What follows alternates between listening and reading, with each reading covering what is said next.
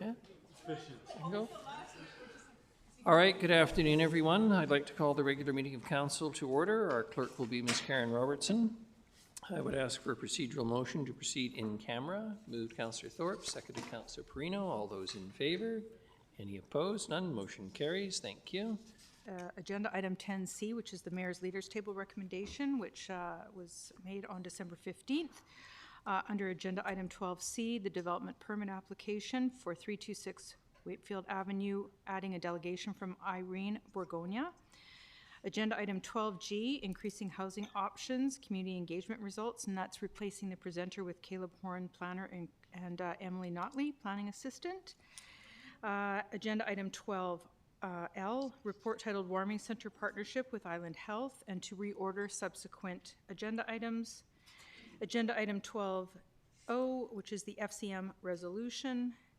Removing agenda item 15A, the request for letter of support for Habitat for Humanity. He's asked to reschedule that to January 15th.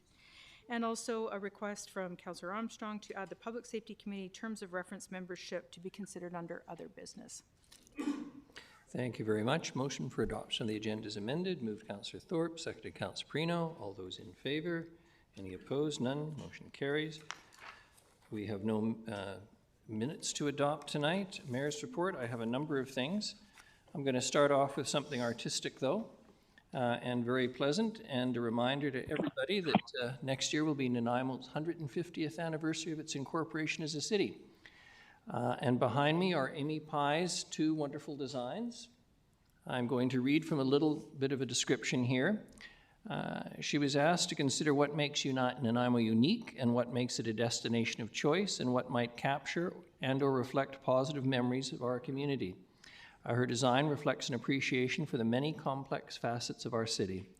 Inspired by the convergence of land and sea and the unique blend of urban and rural life that makes our landscape truly exceptional, Pye's design invites consideration beyond a cursory glance. The numbers 150 become more than numerical digits denoting years in history and instead take on life and transformative shape. An interplay between rural traditions and urban innovation is echoed in a harmonious visual balance between nature and modernity as recognizable markers of our diverse landscape define and transform the shape of the numbers cascading down the banner. Fertile countryside meets bustling city streets. The flight of an eagle reveals the bounties of the sea. A soaring seaplane finds the solid structures of an urban center.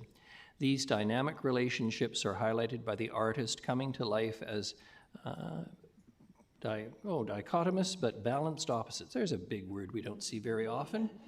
Tell staff I'm impressed, Mr. Harding. So I think we're going to be well served by those, and I thank Mr. Harding and others involved in it, but particularly the artist Amy Pye. And speaking of artists, we're calling on all youth artists. The City of Nanaimo is seeking youth artists to submit designs for the Youth Lounge.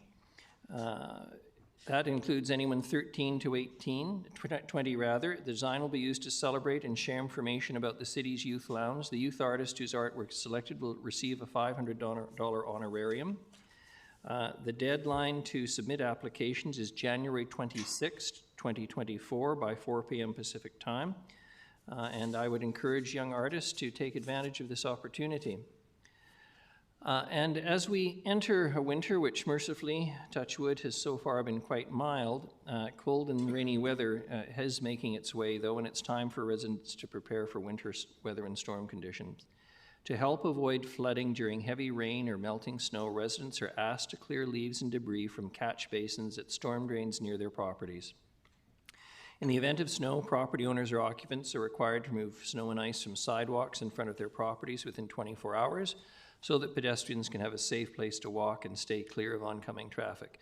The city will clear sidewalks around parks, bridges, commuter trails, and major city facilities as quickly as staff can get to them. And obviously, if the snow keeps falling, that becomes a challenging thing to do. Residents should also ensure that they have supplies in the event of a major snowfall or power outage. And drivers are reminded to ensure vehicles are winter-ready for driving in snow and ice conditions, slow down, leave extra clearance for snowplows, salt trucks, and ice equipment, and drivers should not pass when equipment is operating. For all methods of commuting, be extra alert, aware, be seen, and stay safe in our inclement weather.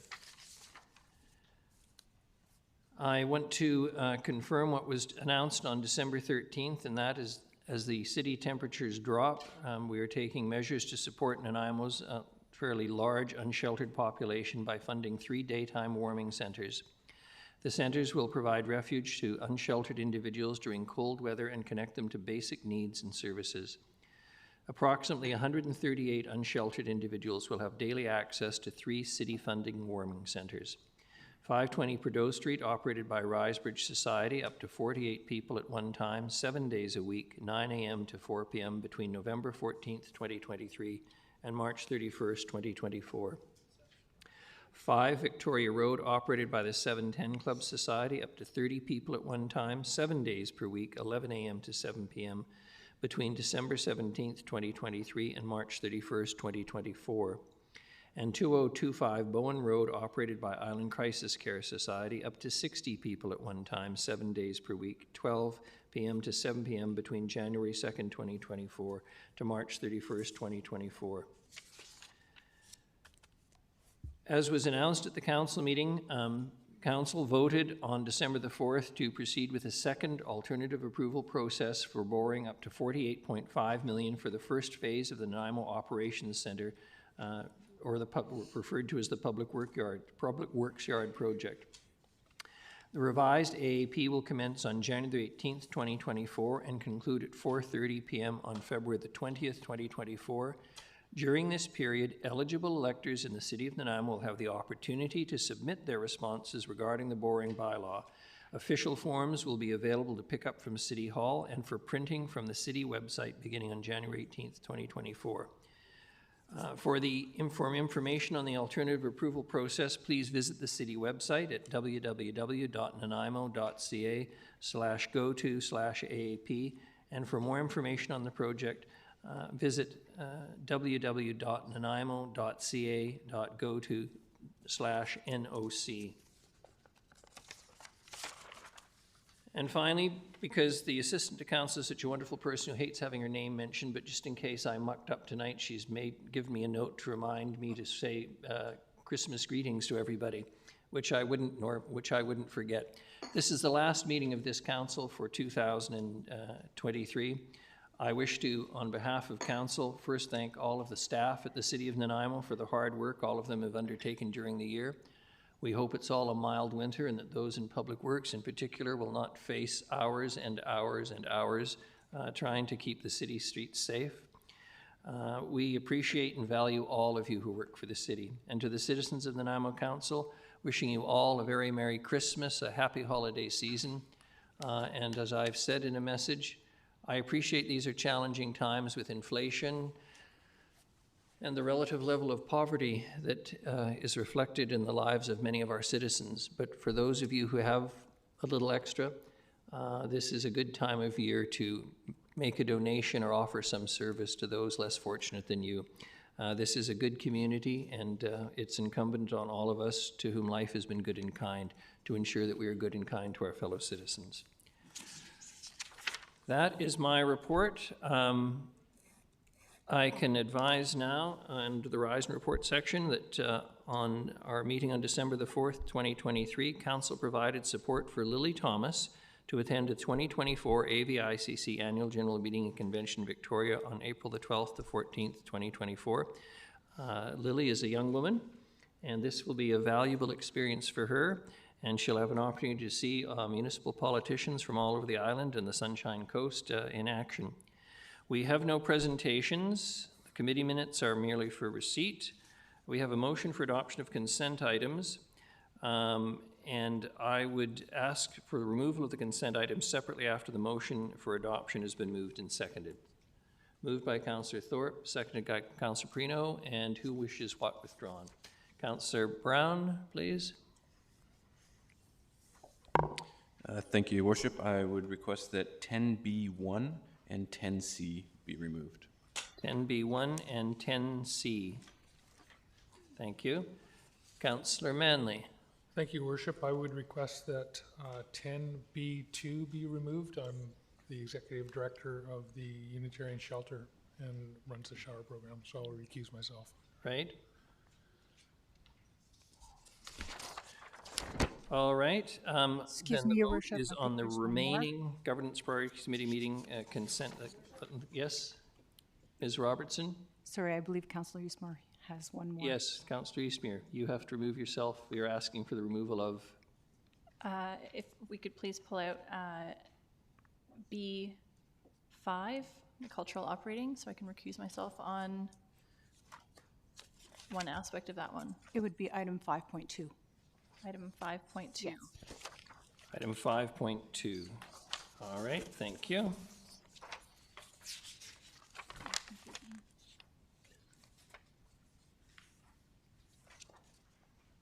All right. Vote on all the other items that are left. All those in favor? Any opposed? None. Motion carries. On 10B1, Councillor Brown. Thank you, Your Worship. I would look to you or advice from the corporate officer on how to best handle this. I would like to propose just slightly alternate direction to the funding amounts, which was discussed at committee. I wasn't present. I watched those, so I'm not sure if it has to be an amendment or if this motion is currently on the floor. Ms. Robertson.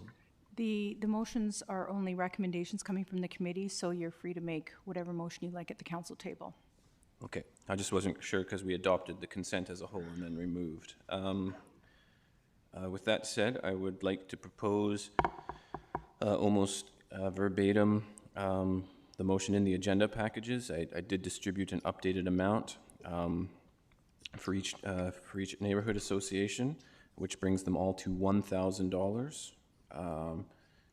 with the exception of the Wellington Action Committee and the Brecon Hill, as their total amounts were less than $1,000.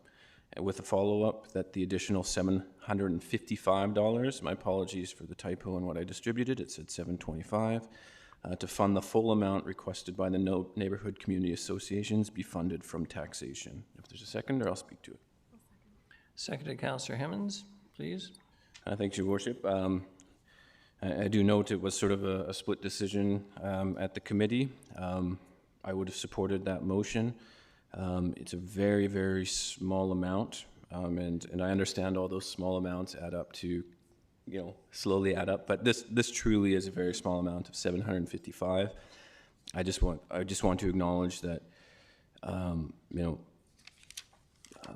well, strong towns are built on strong neighborhoods, and we've sort of been piloting this program and how we can better support neighborhood associations. So for an additional $755, to me, it just seems like a way to help out folks that are trying to build their neighborhoods or strengthening the ones that already exist and are more active. Thank you. Thank you. Anyone else wish to speak to it? Councillor Eastmere?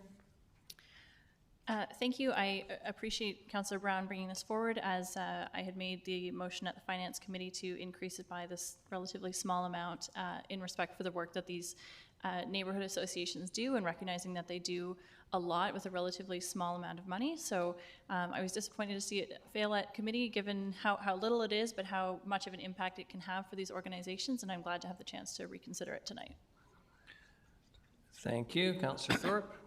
Thank you, Your Worship. I have not changed my opinion from the committee meeting where this was discussed at length. And yes, I agree. It is a very small amount of money, but I think there is a principle involved here that council set a budget for this neighborhood association grant program, which is relatively new. The community associations could apply for up to $1,000. It was by no means guaranteed they would receive $1,000. They all received very close to that, in fact, and just for the sake of rounding up to an even number, I can't support this when the associations are not complaining that they're not getting enough money. They're quite happy as far as I have been informed. And on top of that, we have also voted to review the grant guidelines for this next year and alter the budget if we feel it is necessary. So Again, it's a very small amount of money, but just on principle, I don't think we should be deviating from our set budget. Thank you. I do hope we're not going to debate this all night, this amount of money with the audience waiting. Councillor Gesselbrock? Thank you, Your Worship. I just want to say I'm really excited about this grant program. Last council and this one put energy into refurbishing how we're working with the neighborhood associations. And, we've got this grant program now that we work with neighborhood associations and bring them up to a certain level of operation where they're keeping good records of their work, maintaining membership, and providing strong feedback on different aspects, and part of them organizing to a level that is open and transparent and supports engagement is that we've got this grant program, and excited to see how many people that have applied to it. And of course, we didn't anticipate maybe the degree of uptake on it, and the amount of people that requested money was a little bit more than we had budgeted, but by about $700. And I think it's a small amount that we can easily assume, and be able to support. So I support the motion. Thank you. Thank you very much. Well, I'm with Councillor Thorpe on this one. All those in favor of the motion? Councillors Armstrong, Eastmere, Gesselbrock, Hemmens, Brown, and Manley, and those opposed? The Mayor, Councillors Thorpe and Perino, the motion carries. Thank you very much. Councillor Brown, 10C.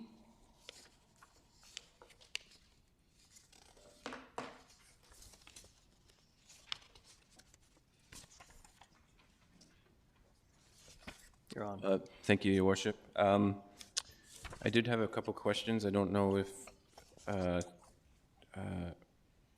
generally I'm supportive. I see that it's just a report for more information, but, seeing how this conversation has evolved over time, I did have some questions around where this motion has ended up. So the first question I have through you to staff is that there's conversation around redundancy, creating a city-owned fiber network to connect to different city facilities, but nowhere have I been able to find, what is our data usage that we're needing to preserve between our facilities?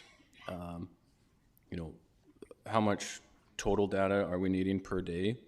What is the megabits per second that we're needing to service that?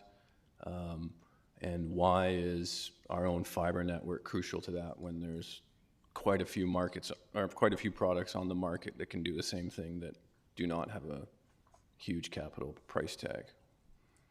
We have Mr. Sims here and Mr. Eng. Mr. Sims?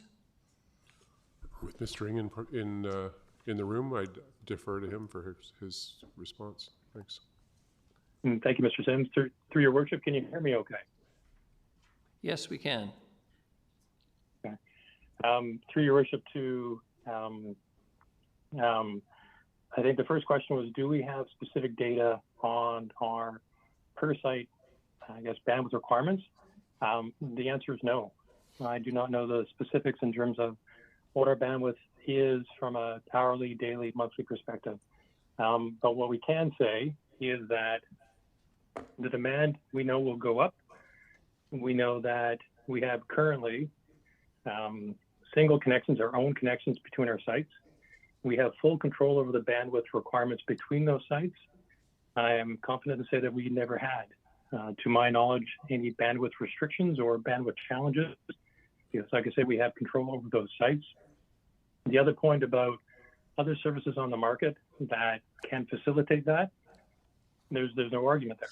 Most certainly for the majority of the city priority site, we could connect with the TELUS, we could connect with the Rogers and or both. And if they didn't have the existing bandwidth to connect the sites, we could ask for them to build it.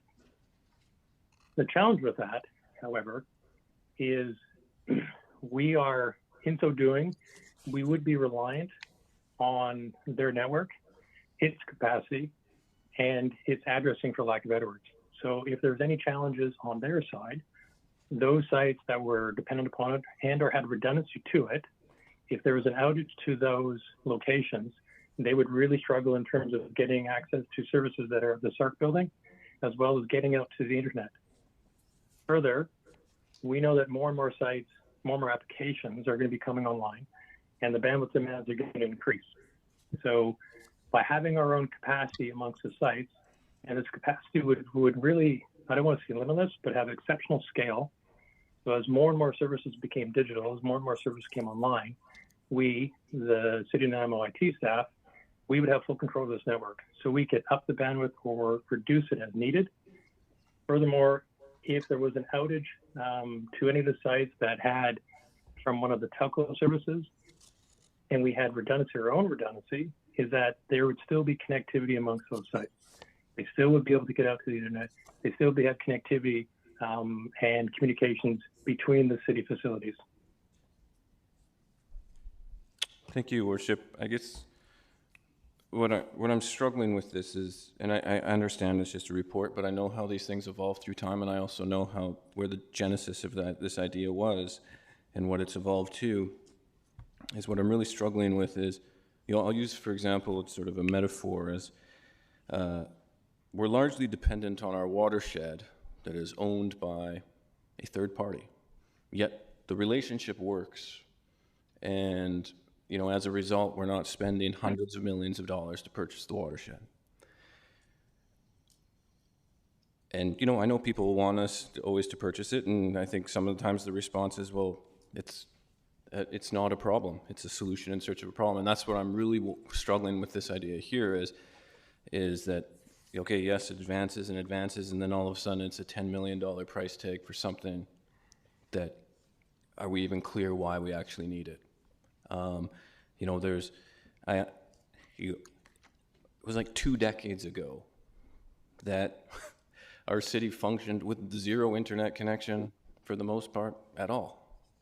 And so there might be very select circumstances where it would be nice to have connectivity through emergency, and maybe TELUS or Shaw, the land, the copper or the fiber in the ground goes down. Well, why wouldn't we just have Starlink backup? None of the emergency services rely on internet, increasingly so, but they still have backup redundant systems for those mission critical things. So all I'm saying is, I'll vote in favor of this just to get the report and the information. But I have not seen a single nugget of a problem that has really created this, advanced this along. And I think that should just be a point for pause, especially when the capital expenditure would be in the millions of dollars. Thanks. Thank you very much. The motion is on the table. All those in favor? Any opposed? None. Motion carries. Thank you. The next one is 10B2. Councillor Manley, you're declaring you have to declare the conflict. Sorry.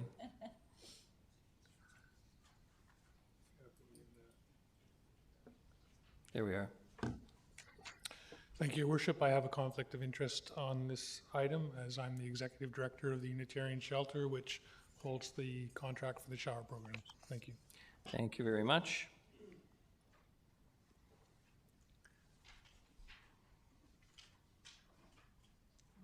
Unless there's someone to speak to this, the motion is on the floor. All those in favor? Any opposed? None. Motion carries. We can get Councillor Manley back in.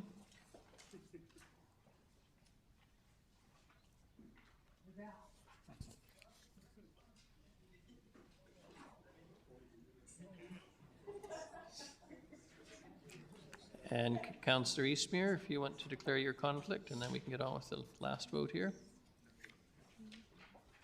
That's 10B5.2. Thank you. I'll declare a conflict as my husband works for the Vancouver Island Short Film Festival. Thank you very much. Motion's on the table. All those in favor? Any opposed? None. Motion carries. Thank you. The next is delegations unrelated to agenda items, and we have Kaylin Middleton, Strong Towns, Nanaimo, rehistory of parking minimums and bylaw amendments needed to enact change. Mr. Middleton. Good evening. You'll have 5 minutes, and I will let you know when there's 1 minute left. You can state your name for the record. Sure. Thank you, Your Worship. My name is Kaylin Middleton. I'm presenting today on behalf of Strong Towns, Nanaimo, an issue that is near and dear to my heart, and that is the many negative social outcomes that arise as a result of mandatory parking minimums. Oh, 2 seconds here. There we go. So, for those of us in the audience or those listening at home who aren't familiar, mandatory parking minimums are the rules and requirements that specify the minimum amount of parking that a property must provide. Now, this policy and regulation has come under significant scrutiny in the last couple of years, as evidenced by the fact that about 15 seconds of Googling can get you this. Now, the primary sort of argument against parking requirements is as follows.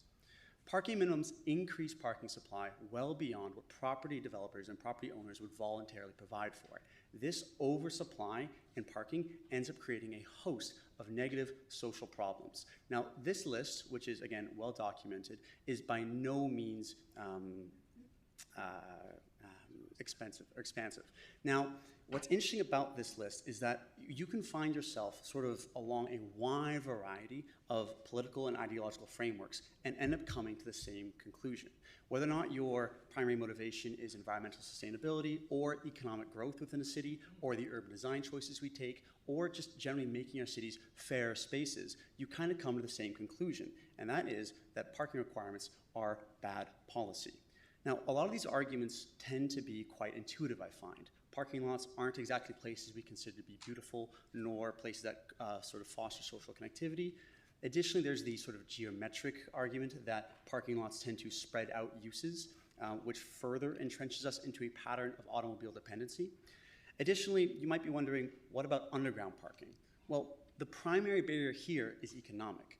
An industry standard figure is about $65,000 per stall in terms of construction costs. Now, in my experience, this cost can easily balloon upwards to $100,000 to $200,000 per stall. The primary argument that Donald Shoup outlines in his seminal work, The High Cost of Parking, is that this cost ends up being borne out by the end consumer. We all end up paying for the cost of parking through our increase in rent, our mortgages, or through the cost of parking that gets diffused throughout the entire economy by paying for it whether we use the parking spaces or not. And this is fundamentally unfair. And as Donald Shoup puts it, it is unfair to have cities where parking is free for cars and housing is expensive for people. Now, this might seem like a bit of a unfair dichotomy here, but there is an extensive amount of data to support this claim that parking does exist within a zero-sum game of housing affordability. Now, the most recent example I can pull is just last month, Todd Lippman released a research paper that showcases that areas that introduce parking reform end up seeing an overall reduction in cost of construction and simple construction practices by about 10 to 20%. Additionally, it goes on to argue that by removing the restrictions that parking provide, you end up seeing an overall increase in housing supply. Now, in the face of this, Strong Towns has 3 recommendations for council to consider tonight. Our first recommendation is that we amend the downtown specified area to include residential uses. Currently, in the area outlined in red, any development that gets introduced is allowed to introduce as much parking as it sees fit, except for residential uses. We would amend this to allow residential uses to be enacted within this. Our recommendation number 2 is to expand the cash in lieu bylaw. This is a phenomenal bit of legislation that the City of Nanaimo has, and we'd recommend expanding the geographic scope as well as the permissible percentage and the associated fees with this bylaw. And lastly, we'd also recommend considering just abolishing minimum parking mandates city-wide. Now, this might fly in the face of the previous 2 recommendations, but this is kind of our ultimate end goal here. An excellent sort of case study to follow is the case of Norman, Oklahoma, where all they did was they simply introduced one word change in their parking bylaw, which is to instead have required parking, recommended parking. It's a simple and elegant fix that also builds upon a lot of the great work we've done back in 2018. This might seem like an extreme example, but ultimately, if we did this, we would join a host of other municipalities across North America, with Calgary and Edmonton being the most recent Canadian examples, as well as I'm pleased to announce the entire nation of New Zealand has recently abolished parking requirements nationwide. In conclusion, by abolishing parking requirements, we aren't getting rid of parking. What we are doing is allowing homeowners, developers, and business owners to provide as much parking as they see fit. And in a case of an area where we have an incredible amount of affordable housing, we see this as the logical next step. Thanks for listening. I'm willing to any questions, and this is our contact information. Thank you very much. Appreciate the presentation. Councillor Gesselbrock. Thanks. Just back to the recommendations, what was the first one there? Absolutely. Yep. Okay. And just by amending the downtown specified area to adding residential uses, can you just explain that a little bit? Sure. So how it currently works, to the best of my understanding, is in the area outlined in red, you are allowed to, you are exempt from the NIMOS parking bylaw. However, there's distinct language that exempts residential uses from the exemption. I know it's a bit complicated, but essentially by allowing, by taking out this residential exemption, you would simply allow all uses, that being residential, commercial, or industrial assembly uses, to be allowed to institute as much parking as they would like. Currently, I believe how it worked is there was a blanket exemption, which was then removed by adding residential uses back in. We're simply recommending taking it back out and having it be a blanket exemption, regardless of use. Great, thank you. Councillor Hemmons. Thank you, Your Worship, and thank you. Will you share your slides with us? I absolutely can. Through Your Worship, I'd be happy to share any information you guys would ask for. Thank you. Like Councillor Gesselbrock, I'm just trying to get my head around this as you're speaking, and the slides are up, so I'd like to know more. One stat you used that when we reduce parking minimums, the construction costs of housing are reduced from 10 to 20%. That's construction costs. That's correct. Is there a correlation in sales, like overall costs? So if the developer saves money by not putting in parking, do we know that they're passing on those savings to people who are looking to purchase homes? That's an excellent question. And I suppose 2 points of contact there, through Your Worship. The end argument is that you would ideally see an increase in housing supply, as by the second point, that would end up alleviating that. However, by with our second recommendation, your cash in lieu bylaw does account for that. How that works and operates is that you end up paying a flat amount. I think currently it's about $10,000 per stall, and that cost currently goes to a fund for active transportation. I could well imagine if we were to rework that policy, you would end up seeing, if I was a developer and I was allowed to, say, take 30 or even 100% of my parking and pay a flat amount, that cost could easily go into either a fund for affordable housing or to keep that affordable housing even on site. So there's methodologies that we could use to capture that. Okay, thank you. Thank you. Councillor Armstrong, then Councillor Perino. Thank you. Just for a point, we decreased parking by 65 for one unit, and we now have petitions from over 75 people asking for parking. So, especially with seniors, they're very reliant on their cars, and there's lots of research out of the States and other places that show having a car can take you out of poverty. And I know I sent some to Michael so that he'll have a copy of them today. So how do you address that? Because when we did do our research on this, the majority of people wanted to see parking actually increase, not decrease. And so, thank you for your question, Council, and through Your Worship. Again, 2 points of contact there. My first one would be the average cost of owning a vehicle in Canada, as of 2018 figures from last study I read, ends up being about $8,000 annually when you account for all the costs of depreciation, car payments, vehicle expenses like gas, and also insurance. By creating spaces that are car optional, you can end up doing away with the second largest expense that British Columbians and Canadians face beyond just housing affordability costs. And final point there, in terms of, it's not lost on me the political reality that you all face. You know, everybody wants more and abundant parking. We've all been in a situation where we can't find a parking stall, and it's incredibly annoying. We've all been facing that annoyance before. However, there's instances, I think, that call for a question of whether or not we want to provide for things that everybody wants versus everybody needs. I believe firmly that, I'll refer back to my previous slide, that the negative social pressures that are, again, well documented as a result of an overabundance of parking do outweigh the positive benefits of the convenience of being able to park wherever we'd like. I'll wrap up with a final quote. I think this was, I believe this is Jeff Speck. If we focus too much on creating spaces that are easy to arrive at, we end up creating spaces that nobody wants to arrive to. Thank you. Thank you. Thank you. Councillor Prino. Thank you. Thank you for your presentation. It's excellent. So much of what you've talked about I agree with, but I just have this picture in my mind that I can recall having 2 youngsters under the age of 5 and trying to carry them and bags of groceries without a car. And, you know, because, you know, if you're going to do that in the downtown, it's going to be very tough for people to have youngsters to be able to manage it all. I see some good, I see some difficulties with it too. Until you've actually got those 2 kids, the bags. I mean, Christmas alone has got to do any parent in. It's tough to do without a car. And if it's tough to do without a car, it's tough to do without parking.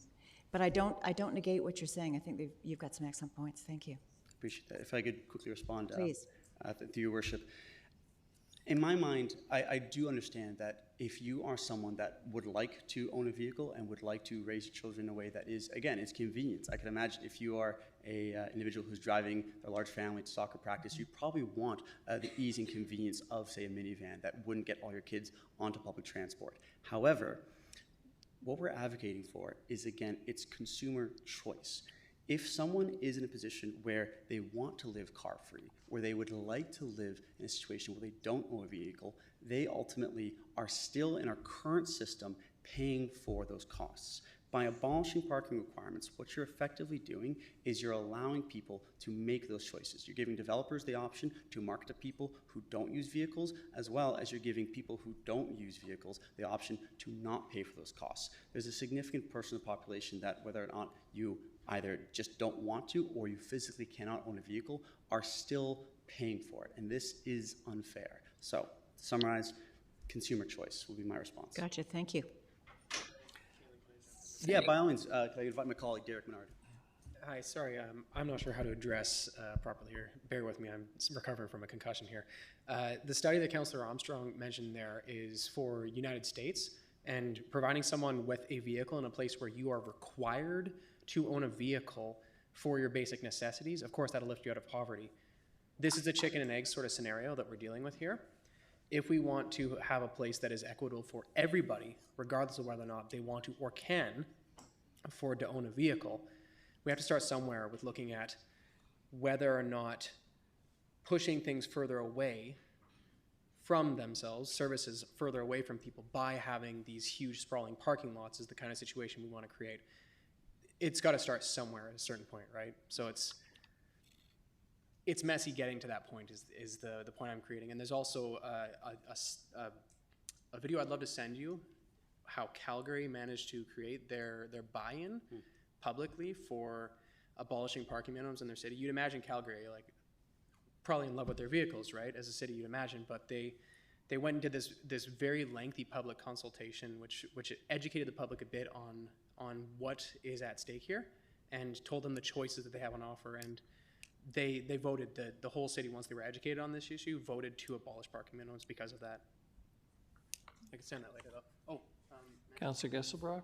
Sorry, just trying to understand, like, by removing the minimum parking, is it really taking the step of just allowing the market to decide? Like, it really is like not meddling, it really is like this open free market and just whatever there's demand, and the developer's willing to take the risk to have nobody come to their development because they decided to, like, go light on the parking. It just opens it up to the market, and right now it's stifling. Would that be accurate understanding, or? Yes, and through your worship, I would very much agree with that. So in my current role as a development consultant, my specialty is infill housing developments. And I've been in a significant amount of meetings just personally where if you're looking at a very small lot, just logistically trying to manage, let alone the costs associated with getting sort of like missing middle housing up off the table, just logistical challenges alone of trying to fit a underground parking structure into a lot has killed a lot of developments that I just out the table. It's the first question you end up looking at. One of our exercises that I went through in grad school was we end up taking these properties, and as young students, we end up just trying to come at a realization of what could go here. We end up trying to go through the development process. And what we end up doing is every single group kind of had the same realization, is we end up looking at design guidelines, we end up looking at market studies, we end up looking at a community's official community plan, and then as the development sort of like panned out, we really thought this could work here. We end up realizing that parking requirements just wouldn't allow any of our hypothetical developments to pan out, and that ended up bearing out in reality. It's the first thing that we consider when we look at developing a property, is not form and character, it's not economic realities, it's first thing, can we fit the required parking for this development? If so, then we can move forward. It's, in my mind, it's hard to quantify, but it's a good argument for the top three, if not the single biggest contributing factor to a lack of those small-scale infill developments we know and love. Okay, thank you very much. Thank you. Thank you. Councillor Manley? Thank you, Your Worship, and thank you very much for the presentation. It's very informative. I imagine that this is the kind of thing that would have to be done in tandem with improved public transit, improved active transportation, so that it doesn't happen in a vacuum, I imagine. No, and that's the current, if I could point to, again, it's a lovely bit of policy you guys have. The cash in lieu bylaw, as it exists currently, again, does sort of account for that. It's a funding transfer that says, hey, if you'd like to currently reduce the amount of parking we provide or we are mandating, that policy ends up taking that money and turning it into an active transportation fund, which I think is a beautiful kind of encapsulation of a direct transfer for that. But to your question there, absolutely. I do think that if we're going to be disincentivizing parking requirements and disincentivizing parking as a whole and car usage as a whole, that needs to come in tandem with active transportation uses, which is in alignment with our official community plan. I think places are better places if they're car optional. Thank you. Thank you very much. Appreciate it. Thank you so much. If I might add one last bit of informative information. Oh, yes. Hi. So one of the slides cited Todd Littman, amazing policy expert out of Victoria, the VTPI. We're in talks right now to have him come and give a talk on public transportation and housing affordability and a bunch of other stuff about in January. Just FYI, we'll send you all an email. It would be awesome if you could all attend. But thank you. Thank you. We're on to reports now, and the first is Development Variance Permit Application Number DVP 458-6280 Desmond Road. Mr. Holm, please. Thank you, Your Worship and Council. Good evening. This is a pretty straightforward application, a development variance permit application for 6280 Desmond Road, a property outlined in red on the map. And the request is quite straightforward, reduction for a side yard setback from 1.5 meters to 0 meters on the north property line to allow the installation of a heat pump. I'm happy to take any questions. Thank you. Thank you very much. Is there anyone here wishing to speak to Development Variance Permit Application Number DVP 458-6280 Desmond Road? Not seeing anyone. Councillor Hemmons moved the recommended motion, seconded by Councillor Armstrong. All those in favor? Any opposed? None. Motion carries. Thank you. The next is item 12B, Development Variance Permit Application Number DVP 451-3400 Departure Bay Road. Mr. Holm again, please. Thank you, Your Worship. Another development variance permit application, 3400 Departure Bay, outlined in red on the screen. This is a request for a reduced setback for an existing dwelling, rear yard setback from 7.5 meters to 1.82 meters, and also an increase in the allowable size for a secondary suite from 90 meters to 93 square meters. As with the other, the previous application, I should have noted as well, notification has taken place and folks in the immediate vicinity have been advised of the variance and are able to speak to council in with that regard, and I'm happy to take questions. Thank you.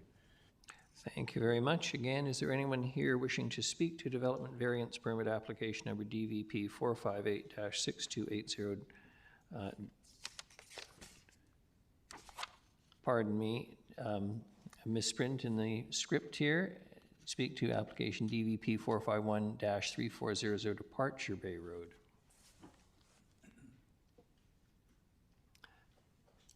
Councillor Hemmons moves the recommended motion. Councillor Perino. A question, Councillor if I Hemmons. may, through you to staff. Thank you.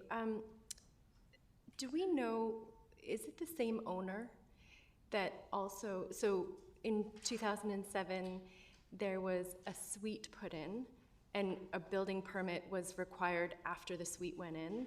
So owners brought the house into compliance. And then there was further construction and a stop work order was placed on it. Are they the same, is it the same owners? I'm sorry, through your worship, to Councillor Herman's question, I don't have that information. Okay, thank you. Any discussion? If not, all those in favor? Any opposed? None. Motion carries. Thank you.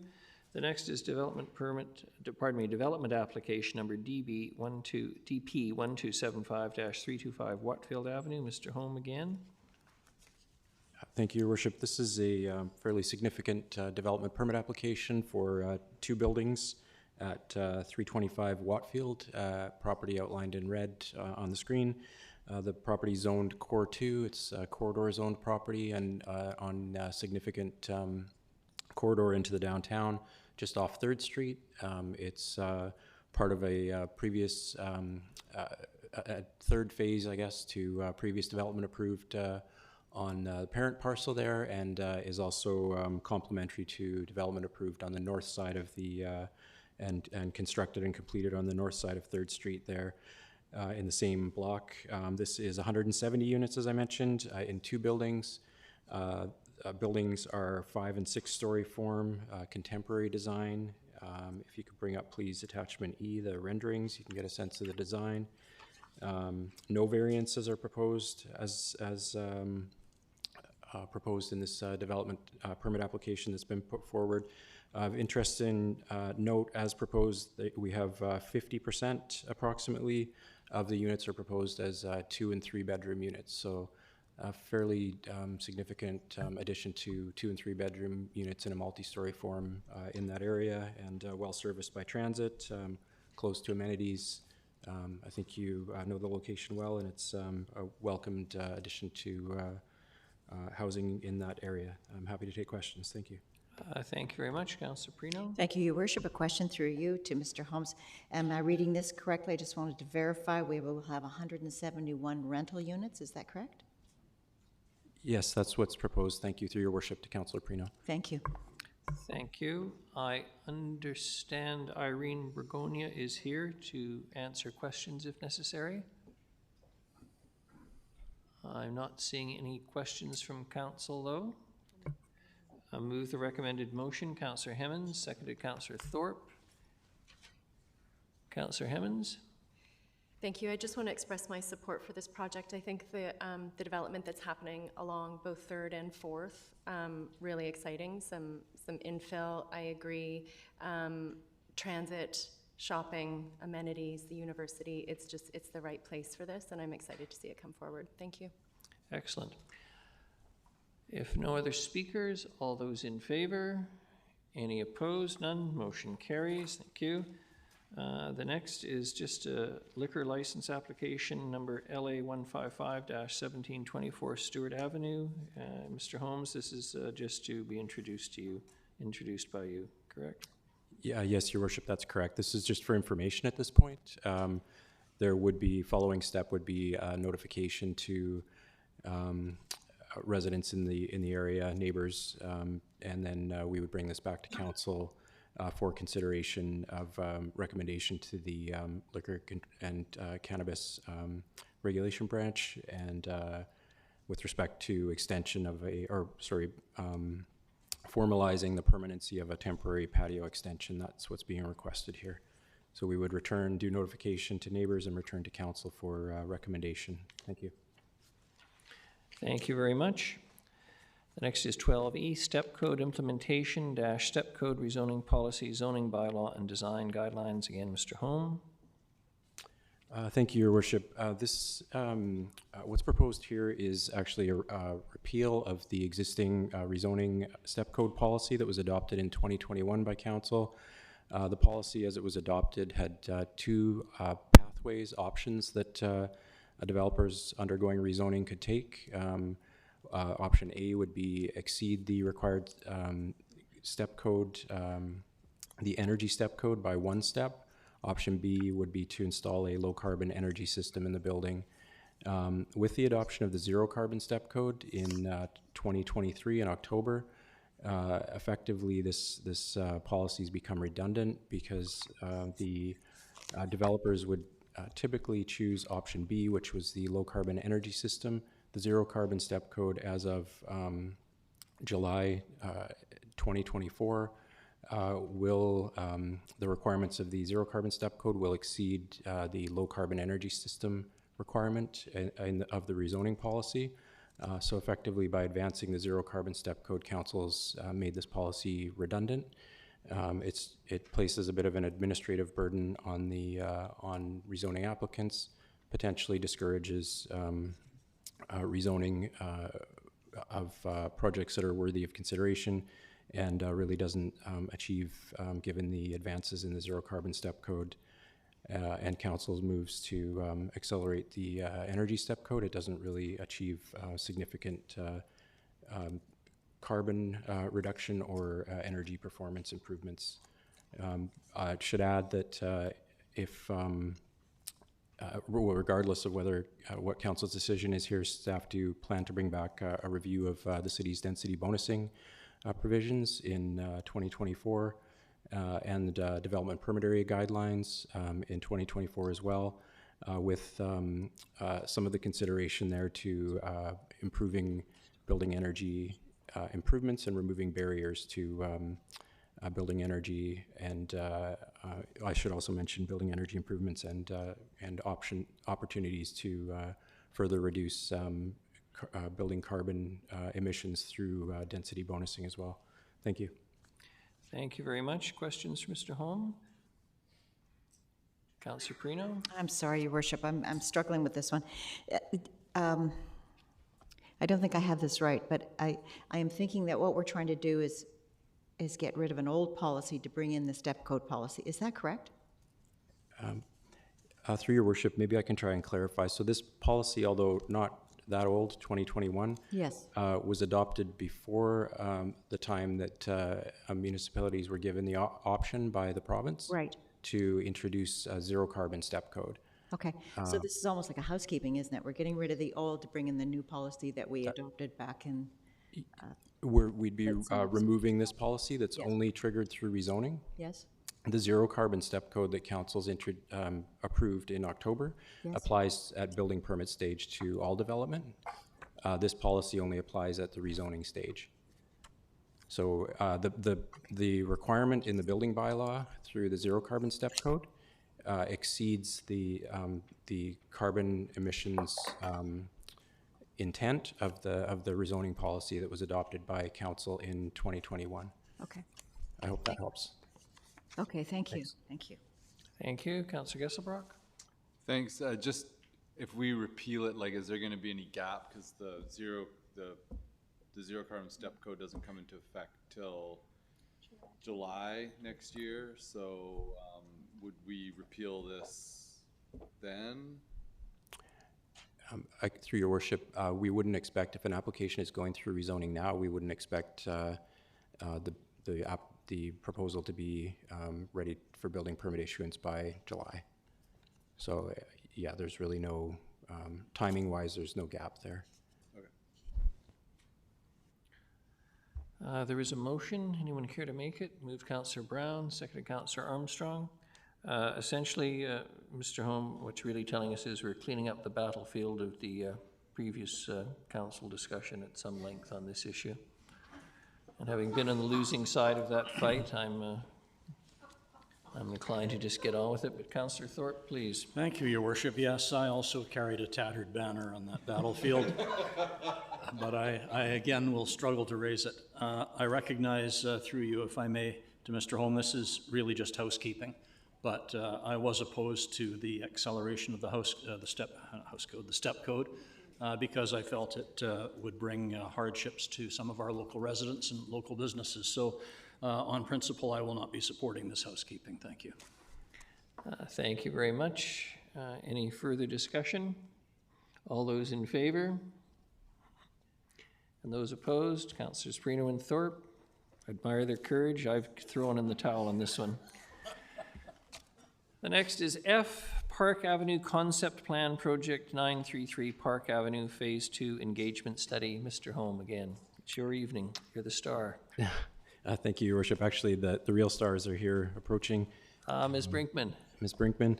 And Mr. Schulberg. And so this is bringing forward the results. Oh. I was going to say it's like coming. Sorry, I'll stall a little bit here. So the the results for the phase 2. Can someone assist Ms. Brinkman so she can get a chair that doesn't make her look like she's 5 years old? Pardon me.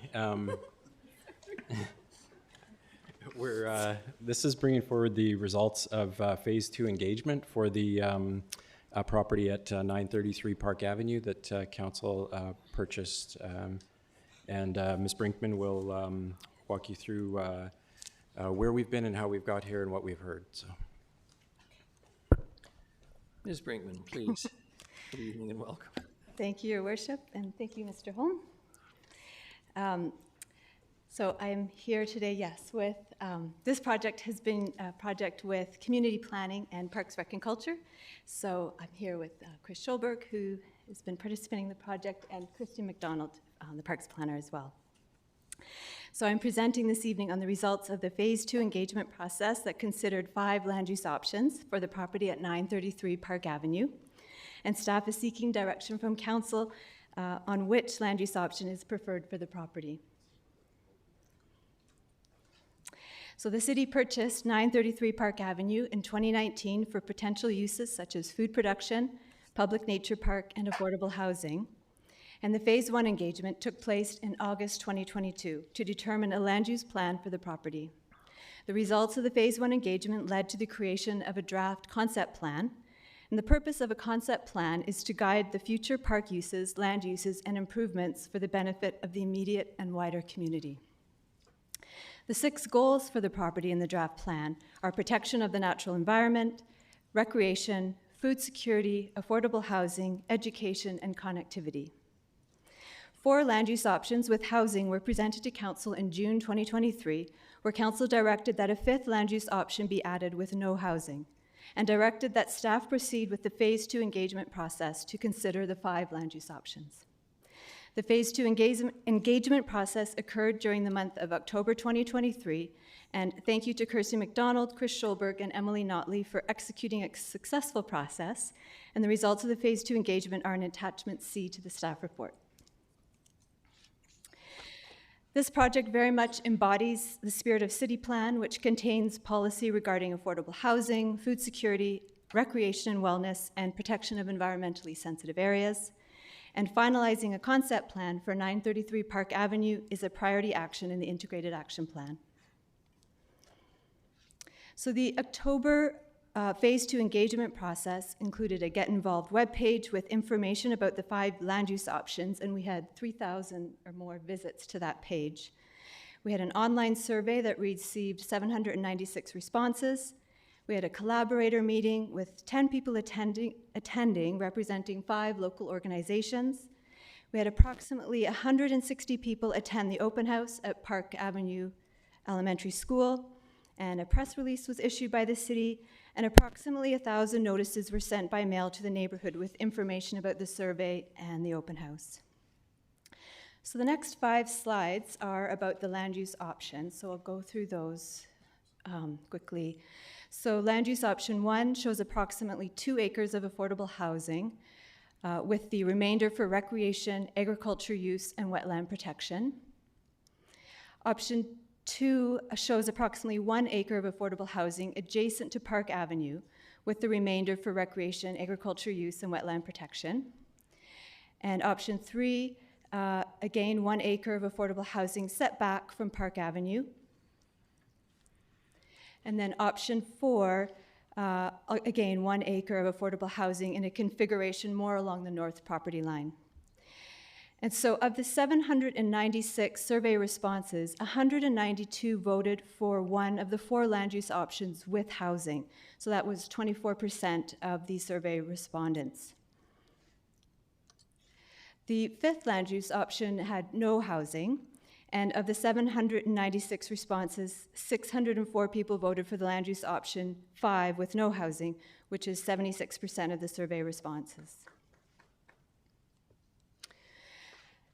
So the next step is to determine which land use option should be included in the draft concept plan for 933 Park Avenue. And once staff has that information, has council's preference, we can return to council with an updated concept plan kind of reflecting those land uses. So that concludes my presentation, and happy to answer any questions that council may have. Thank you very much, Ms. Brinkman. Councillor Perino. Thank you, Your Worship. If I could ask a question through you. Of the 5 acres, given, of course, the protected wetlands and so forth, how many acres can safely be used for agriculture?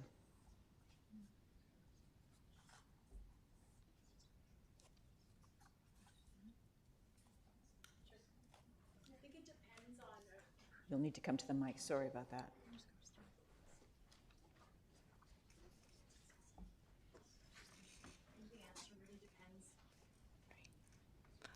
I think the answer depends on the definition of agriculture.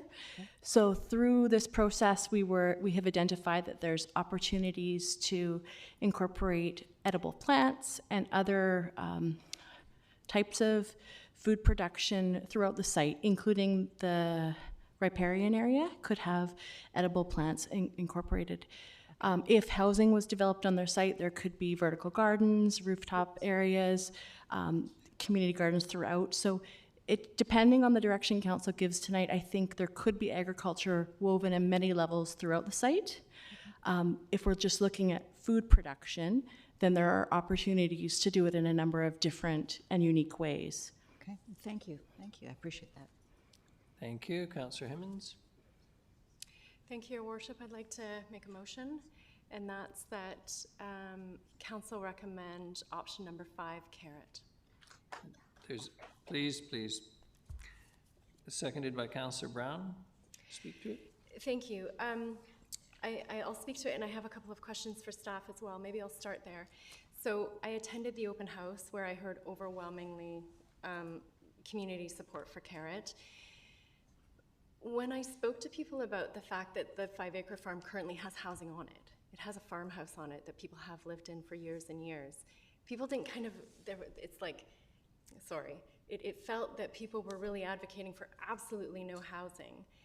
Did we ever consider an option that kept within the footprint or the square footage of the current house? And providing that, perhaps having a partnership with some sort of community organization that did back to work programs or housing for farmers programs. So that's my first question, and then I have a follow-up. Did we consider housing that stuck completely within the footprint of the current housing that's there?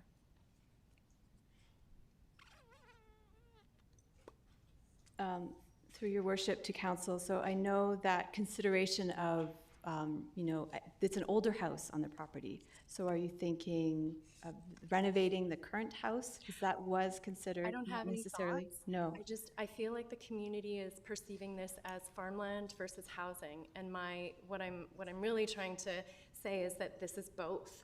And so did we look at any option that kept the area that is currently has housing on it that the community accepts, that farmers have lived on for years and years and years? Have we tried to put some housing into that footprint, whether that's going higher or renovating the current house and offering it to a program like NECL, et cetera, et cetera? Was that ever an option on the table? It's okay if it wasn't. Yeah, I mean, I think it wasn't. Okay. Worship, yeah. That's okay. That's fair. My second question is, BC Housing typically likes to put in a certain number of units when they invest. The other housing options, did we confirm or did we ever discuss with BC Housing, and maybe that's something I shouldn't ask, but for me, part of my rationale for suggesting this isn't the right place for affordable housing is that I'm not sure BC Housing would be interested based on the land and the numbers of units we could put on it. Is that, do you have any comment? Through your worship to council, in the early discussions with BC Housing, there was an interest in this property, but you're correct that viability, is a factor for BC Housing. So they will always double check that. And so as far as how many units or the project viability is a factor, and that whole process hasn't happened with BC Housing, just that they were interested. Okay. Yeah. Thank you. And just general comments. So I attended the open house. I've spoken with a lot of folks on this, and I think the magic of the 5-acre farm parcels in Harewood is real. And I'm happy with going with the community's voice on this one. I tend to agree with staff. We probably could put some housing on there, and I'd be inclined to be a bit more creative in terms of the footprint that's already there. But it was just clear for me hearing from the community. And I also, if I may, I'm sorry, I'm seeing a long speakers list. In those conversations, I did hear a lot of the city trying to put housing on farmland. The city bought this. This was something that we did, wanting to protect this land. So I just want to frame that for folks, that this, we bought the farm, we went out to community and asked for their input, and here we are tonight. And I don't think there's any space in this for the evil city narrative. Thank you. I think we've been granted absolution. Councillor Eastmere. Thank you, and I'm glad Councillor Hammonds asked the question about what could potentially be possible within the footprint of the existing farmhouse. And I wonder if a future project could include some kind of like shared community amenity space within the footprint of that existing house. That could be something like a teaching kitchen where you could connect the agricultural work with the preserving of food, the cooking of food, because I think that is something that we really need in the community and fits really well with the agricultural use of that space. And I really thank the staff for all the work that went into this, because I know it was a ton of work. And I am appreciative to the community for the level of engagement and how passionate people were about this project. And having attended the open houses and spoken to a lot of people about it, I also really appreciate that the conversation wasn't from that classic NIMBY perspective of like, I don't want housing in my backyard. It was really from a perspective of like, this property is so special and needs to be preserved because of the agricultural value of it, the value of having the green space in this neighborhood that is being densified. And I think that what we're going to be able to create and build here as a city is a really exciting and beautiful legacy project. And I thank the council for having the foresight to buy and preserve this property, and to this council for opening up the option of potentially no housing on the site. And as we work on building the community, I know there are going to be lots of other pieces of property where we can do density and infill and still preserve the legacy of this property. Thank you. Councillor Brown, Gesselbrock, Armstrong, Perino, and Manley in order. Thank you, Worship. I just want to, pick up, where Councillor Hammonds left off. I think it's great that there's a lot of community support and a very clear, desired direction by the community. And I think that is a factor in what will be my support for this option. But I picked up some of that sentiment through the process as well, and I think that's unfairly directed at staff. I remember quite vividly when Mr. Craig Evans and a couple others came forward and they sat down and they pitched an idea. And based on some of the work that they'd been doing in the past, it was just very sort of a loose comment around, maybe some housing or opportunity for skills development to occur on site. An exciting idea. Like most things, when they get some excitement, they evolve, and all of a sudden we started talking about a big multifamily unit with BC Housing, and I think maybe drifted a little away from the original intention that brought three folks to present an idea to council. These things happen. I think staff were responding to shifting goalposts by council quite a bit of the way, and you know, if this passes tonight, we almost get right back to where we started from. So a lot of work to get to a certain place. But just wanted to say, all in all, thank you to everyone that did that work, despite maybe it might be trying at times, and also for the community for their high level of engagement. I will be supporting option 5. I refuse to call it carrot because it makes me feel like I'm at Starbucks trying to like associate a bunch of things just to get a 12-ounce coffee. But yeah, I'll be supporting this one. Thank you. Thank you. Councillor Gesselbrock. Thank you.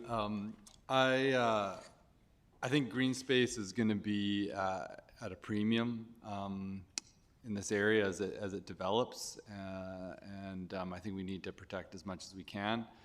I appreciate the level of engagement and the feedback we come from the community, and I think the city's really going out of its way to try to get engagement and feedback, and it was resounding. The support for maintaining, you know, the full 5-acre farm without any housing on it, and I think, yeah, it was really clear. You know, with housing on there, we would lose at minimum an acre, up to 2 acres, and the big campaign for the 5-acre farm was the 5-acre farm, not the 3-acre farm or the 4-acre farm. It was the 5-acre farm, and I think ultimately we want to have a space that's preserved where we can have, you know, a substantive agricultural program where there's education, food being grown, to really bring people into that space to see how food is produced, and hopefully that we can grow the amount of farmers that we have in this area, because there is serious food security issues that we have, and there's a lot of unused agricultural space in our rural areas and a lack of farmers. So hopefully this space can be a source of information for the next generation to grow more food on Vancouver Island. Thank you. Councillor Armstrong. Thank you. I too attended open houses and spoke with people. My vision of homes was always 4 or 5 tiny little homes where workers could actually stay and work the land. It was never for a great big thing, and when I gave that pitch to many people, they thought it was okay. But I will be supporting this because I think the sites, from what I heard from people, are just far too big for that number of people. If we, down the line, we decide we need to build there, it's still going to be there. So for now, I don't think now is the time to build a big place. Thank you. Thank you. Councillor Perino and then Councillor Manley. Thank you, Your Worship. A question through you to Ms. Mercer, if I could. I'm just interested in some of the historical background around. We purchased this land for affordable housing, and where did that money come from, and how did that work? If you could just give me a bit of background. Yep, through Your Worship to Councillor Perino. So there was a split funding on this. Some of it came from parks and some of it came from other land reserves. So it wasn't, we did split it up in case some of it needed to be used. If some of the property was going to be used for affordable housing, then because if we had used all of parks, we would have had to pay the parks reserves back. So there was a split in the funding. So if this goes through, if this option 5 goes through, do we have to give some of the money back to reserve? No. So we're fine. I'm struggling too. I certainly had a vision similar to Councillor Armstrong, and that was where my head was always. And I think it's because certainly from the election time, you know, the options presented were about, you know, some affordable housing or farm housing or instructional housing, that kind of thing. So I'm definitely struggling with this, but I understand the community engagement. Thank you. Thank you. Councillor Manley. Thank you, Your Worship, and thank you to staff for the report and actually really doing an excellent job with the community engagement piece. I thought there was really good engagement from the community, and appreciate the community's involvement. This area, this piece of land was actually identified as green space in the Harewood Neighborhood Plan in 2013. So the neighborhood's people in Nanaimo have called for green space in this particular area in the past, and 10 years later they're requesting the same thing. So I think it's fairly overwhelming that people want to see this kept as open green space. I'm not opposed to a small footprint housing on the property that's related to skills training, an amenity space, community kitchen, those kind of things. But you know, that's something we can talk about farther down the road, I think. in terms of what might be possible. I have a question. I guess I might know the answer already. I know with East Wellington Park, there was an agricultural assessment, but that hasn't happened with this property yet. Is that correct? Councillor Manley, through your worship, we did do an agricultural assessment for the 12-hectare parcel at East Wellington Park. It was done because the land is in the agricultural land reserve and this property is not. So no, there hasn't been one. There has been a biological and biophysical assessment completed through Mabry, but not a specific agricultural and soil analysis. We haven't gone under the surface to really see what the substrate is. We just know there's a heritage of some agriculture on portions of the site. Yeah, some of that land's been worked for an awful long time, and Mabry did some really good, valuable work for the community on that. So yeah, I'm prepared to support option 5 as well. I also will not call it carrot, but thank you for that. Councillor Thorpe. Yeah, thank you, Your Worship. Through you, I spent a long time looking at the options on this, and I'm sorry to say I can't support option 5 that's on the floor, and I recognize that I'll be in the minority. I just don't feel it is realistically the best and highest use of that land, and to simply save it as is, because historically it was a 5-acre lot for farming, doesn't sway me. Not all of the land within the parcel is appropriate for farming. There's a protected wetland, as we all know. I would certainly support something along the lines of option 2, where there is a smaller footprint for some type of housing. Now, it says affordable housing, but I like Councillor Armstrong's idea of small housing units there. I think Councillor Manley also referenced some type of housing as acceptable, and I think that's an option that I would like to see developed.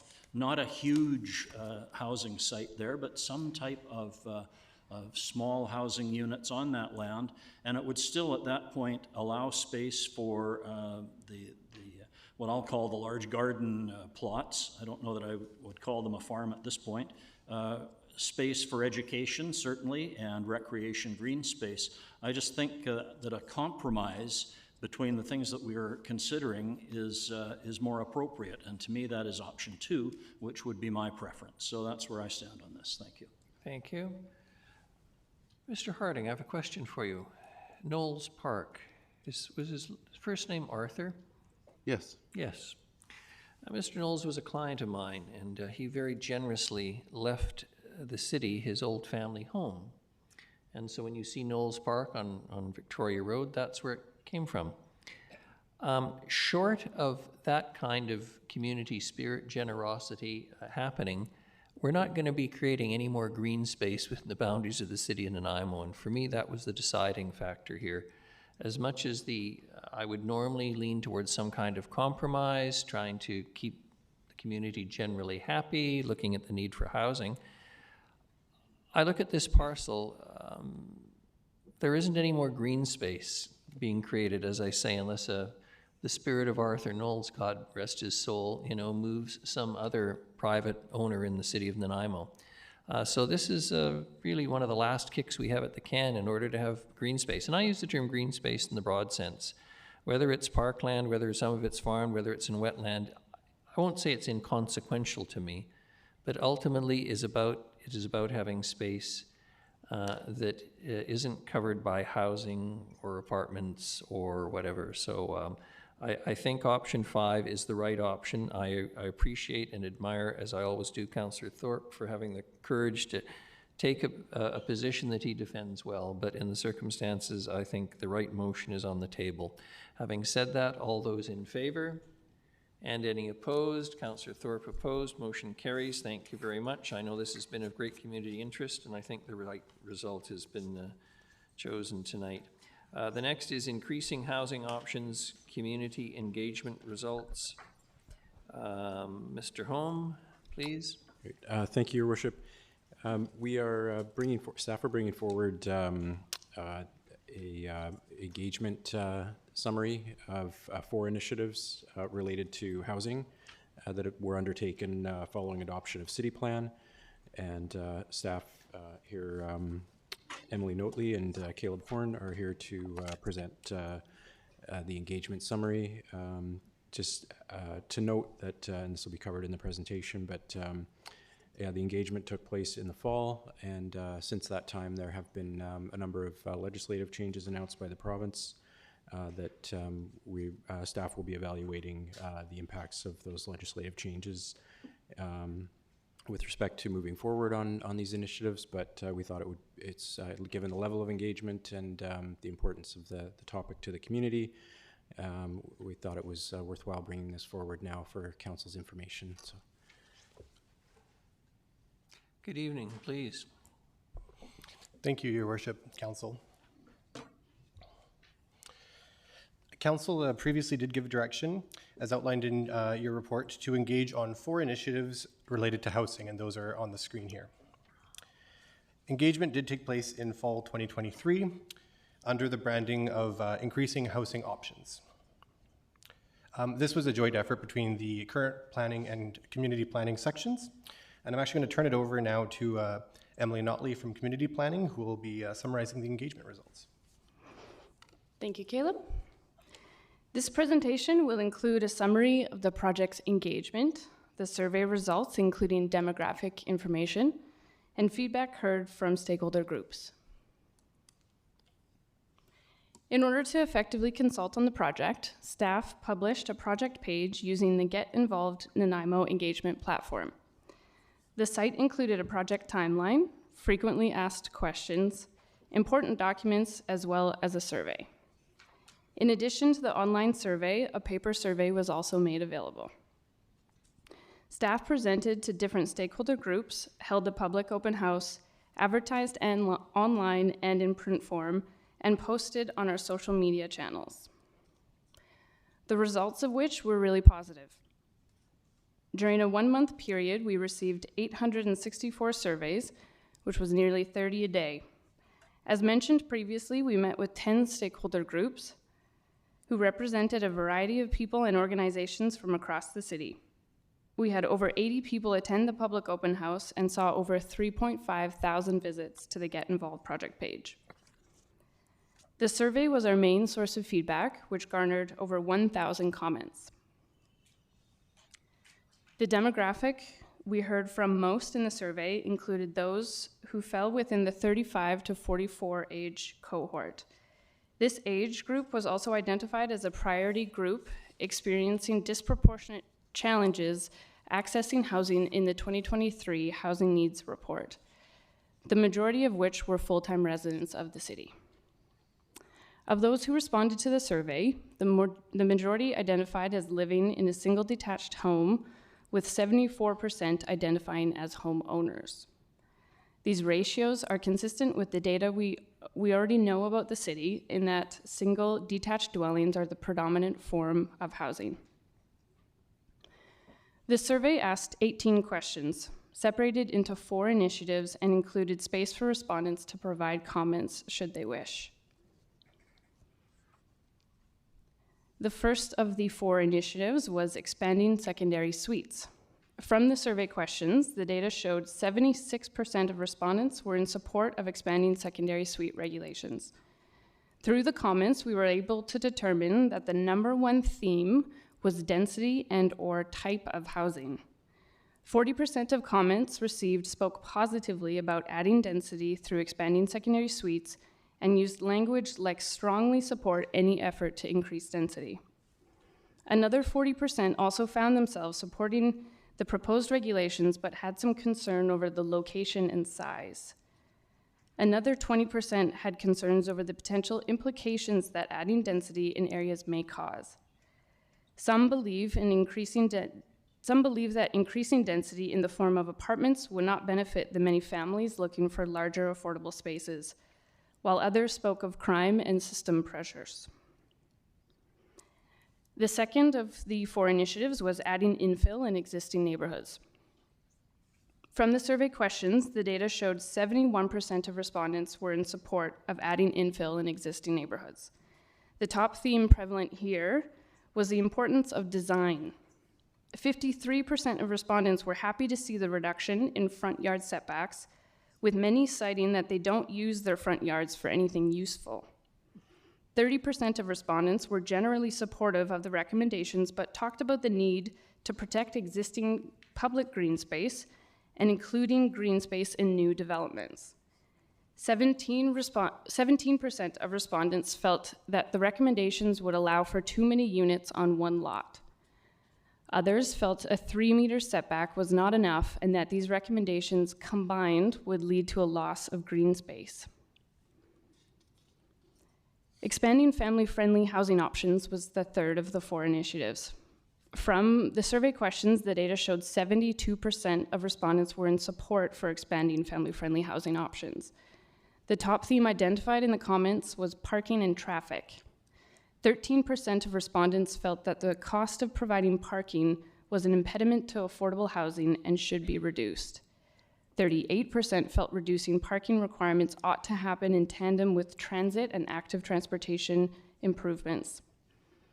Nearly 50% of respondents felt that existing parking requirements should remain for 3-bedroom units.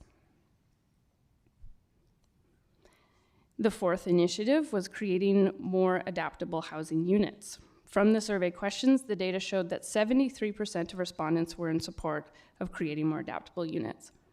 The top theme identified in the comments was around accessibility in design. 67% of respondents supported the proposed recommendations to require 50% of residential units to meet basic adaptable standards in multi-unit developments of 10 or more. 29% felt requiring adaptable units is important, but that the design of them ought to be specific to the individual and their needs instead of meeting a fixed standard. 4% of respondents felt that the cost of requiring these types of amendments would be too costly and that it would outweigh the benefit. In addition to the survey and the public open house held on September 12th, staff presented the recommended changes to each of the local stakeholder groups identified here. The feedback received from the Advisory Committee on Accessibility and Inclusiveness included the need to consider basic accessibility requirements in new construction, including secondary suites and detached suites. For example, requiring main floor bathrooms and wider hallways. In addition, and similar to the feedback received from the public, Akai mentioned parking supply and use of parking on site as a concern. Feedback received from members of the development community included concern over the permitting process and the added time and money some of the proposed requirements may cause. The Mayor's Leaders Table supported the 4 initiatives while noting concern over parking and the potential added cost to construction. A motion at the Design Advisory Panel was passed recommending support for the proposed amendments. Some feedback received from the panel included having flexible setback regulations, guidelines for form and character, and providing sufficient outdoor amenity spaces for family-friendly units. The Nanaimo Neighborhood Network provided similar feedback, including concerns over form and character, as well as parking. So yes, thank you. As mentioned by Mr. Holm earlier, of course, their next step will be to review some of the recently announced provincial bills and regulations and how they may impact the increasing housing options initiatives. And we will be returning to a future GPC meeting to finalize the staff recommendations. So yes, thank you for your time and happy to answer any questions you may have. Thank you very much. Much appreciated. Councillor Perino. Thank you, Your Worship. Very quick question through you to Mr. Horn. When do you think you'll be coming back with, because those new regulations are definitely going to be affecting us, and you said in the near future, what does that mean? Can you give me Yes, so in the report, we indicated first quarter of 2024. Okay. So some of the bills came out previously, but the actual kind of regulations and some of the policy manuals did not come out until December 7th. And we've tried staying up all night to read it all. We haven't quite got there yet, so. So you do think sometime in the first quarter, though? Yes. Okay, thank you very much. Thank you. Councillor Manley. Thank you, Your Worship, and thank you for the presentation. I thought the public engagement was great on this, and good feedback from the public, and I like the results from this. So my question was similar to Council Perino's, because we were going to be looking at zoning changes and bulk rezoning of neighborhoods. Was that not correct? For pre-zoning? That is correct, yes. So there will be some overlap between what we had been previously presenting to the public and what what now appears to be something that we will be required to do by the province. However, we have to kind of align those things and make sure that what we bring forward does align with those provincial bills. It seems like the provincial bill is like everything everywhere, and I would actually prefer to see us continue on this path, and I'd like to see recommendations for pre-zoning the areas that we've identified. This is what the public wants. We know the areas of our community that can handle growth and density, and I think that we should be making those decisions as a community. So just appreciate the work that staff have done on this, and I'd like to back you up in taking it on and establishing what is good for this community, because we've been doing the work clearly, and hopefully the province will listen to us, because this can't just be everywhere all at once, all the time. We need to plan around transit, we need to plan around infrastructure, recreation, all of those kind of facilities that we have to manage growth in a proper way. Thank you. Thank you. Seeing no further questions, thank you very much for the presentation tonight. The next item is 12H. It's general amendments to City of Nanaimo zoning bylaw. Again, Mr. Holm, please. Thank you, Your Worship. This bylaw amendment proposal put forward reflects efforts at continuous improvement, general amendments to the zoning bylaw to ensure that through use of the bylaw, through implementation of the bylaw, to ensure that the bylaw remains effective, to ensure that it's clear, and to correct errors that are identified through administration of the bylaw. There's a summary of proposed amendments in an attachment to the report, as well as the bylaw included as an attachment to the report. I won't get into details. Happy to take questions on any of it, but we have proposed 52 text amendments and 25 mapping amendments. We classify these as general amendments. Housekeeping amendments is another term, but general amendments is probably more appropriate. We do bring these forward from time to time. We've scaled these this round back slightly, given some of the bylaw amendments that we'll be bringing forward to address the provincial legislative changes in the new year. Thank you, and happy to take any questions. Thank you very much. Any questions for Mr. Holm? Councillor Green? Sorry, Your Worship. A quick question for Mr. Holmes. This should move the building permit process, make it faster, is that correct? Oh, come on.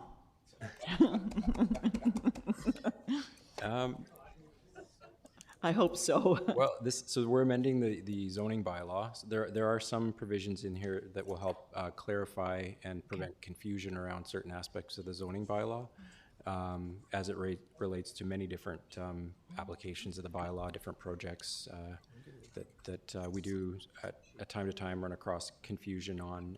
Yes. And we're seeking to clarify through these amendments. Okay, so I'll hold you to that. It's going to go faster. Thank you, Your Worship. Your Worship, if you want, I'll put the motion on all three motions. Two motions? Two motions and exam.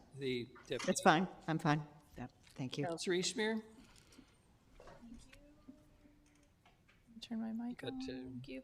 Motion that zoning amendment bylaw 2023 number 4500.219 general text and mapping amendments to City of Nanaimo zoning bylaw 2011 number 4500 pass first reading. Seconder, Councillor Hemmons. All those in favor? Any opposed? None. Motion carries.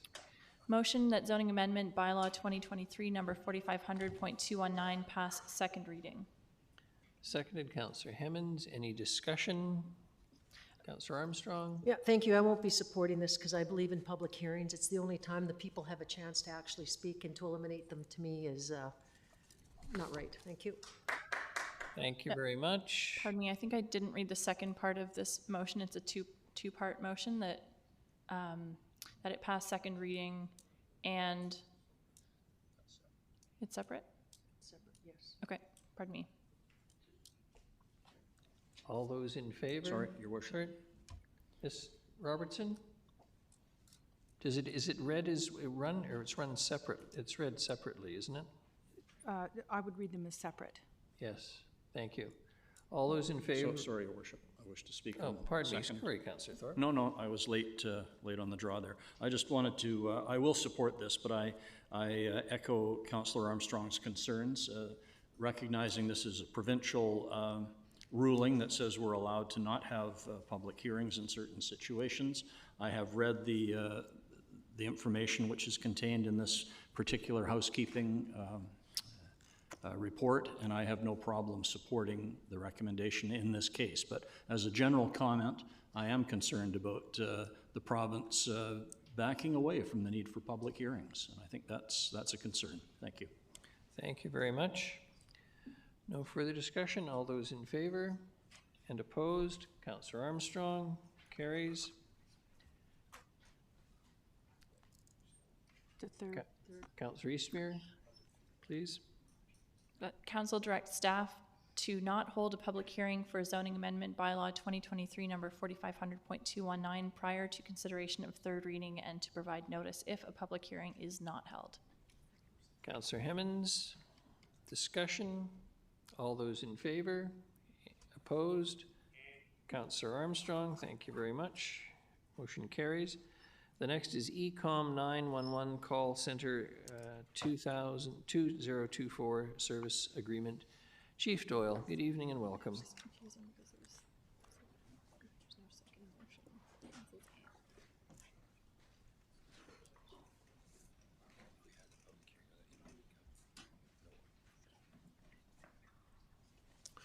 Good evening, Your Worship, Council.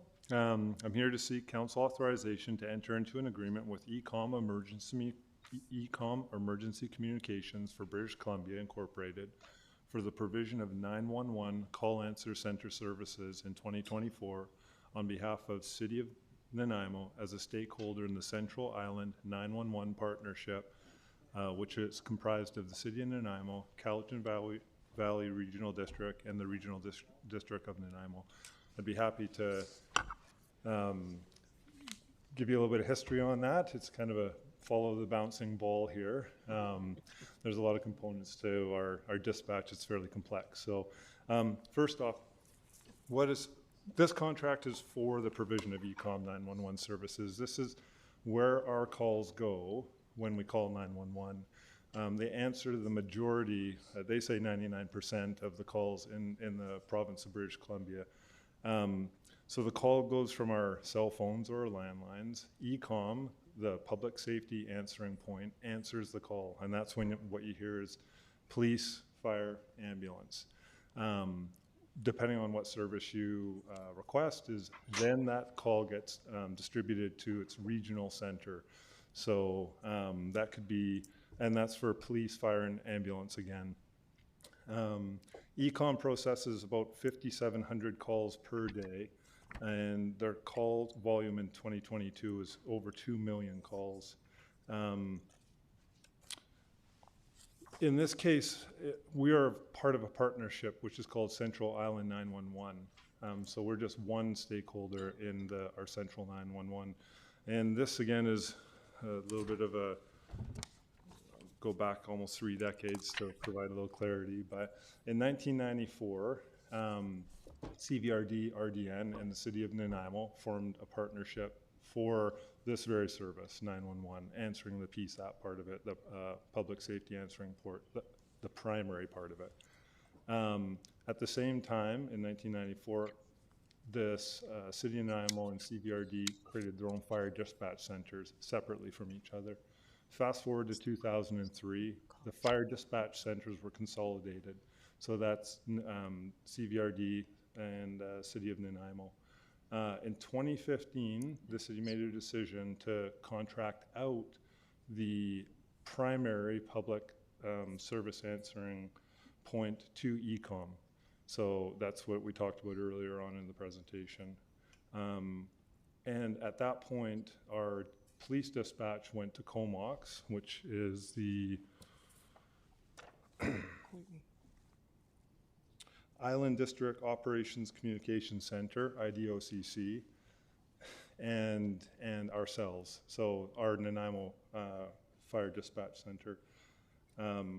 But the primary calls went to ECOM. And then, so if we called police or fire, let's say in Nanaimo, they would go to ECOM, and if it was fire, it would get bounced back to Nanaimo Fire Rescue Dispatch Center, and for police, it would get bounced back to Courtney, and then it would get dispatched from there. So hope you're still with me. It is fairly confusing. So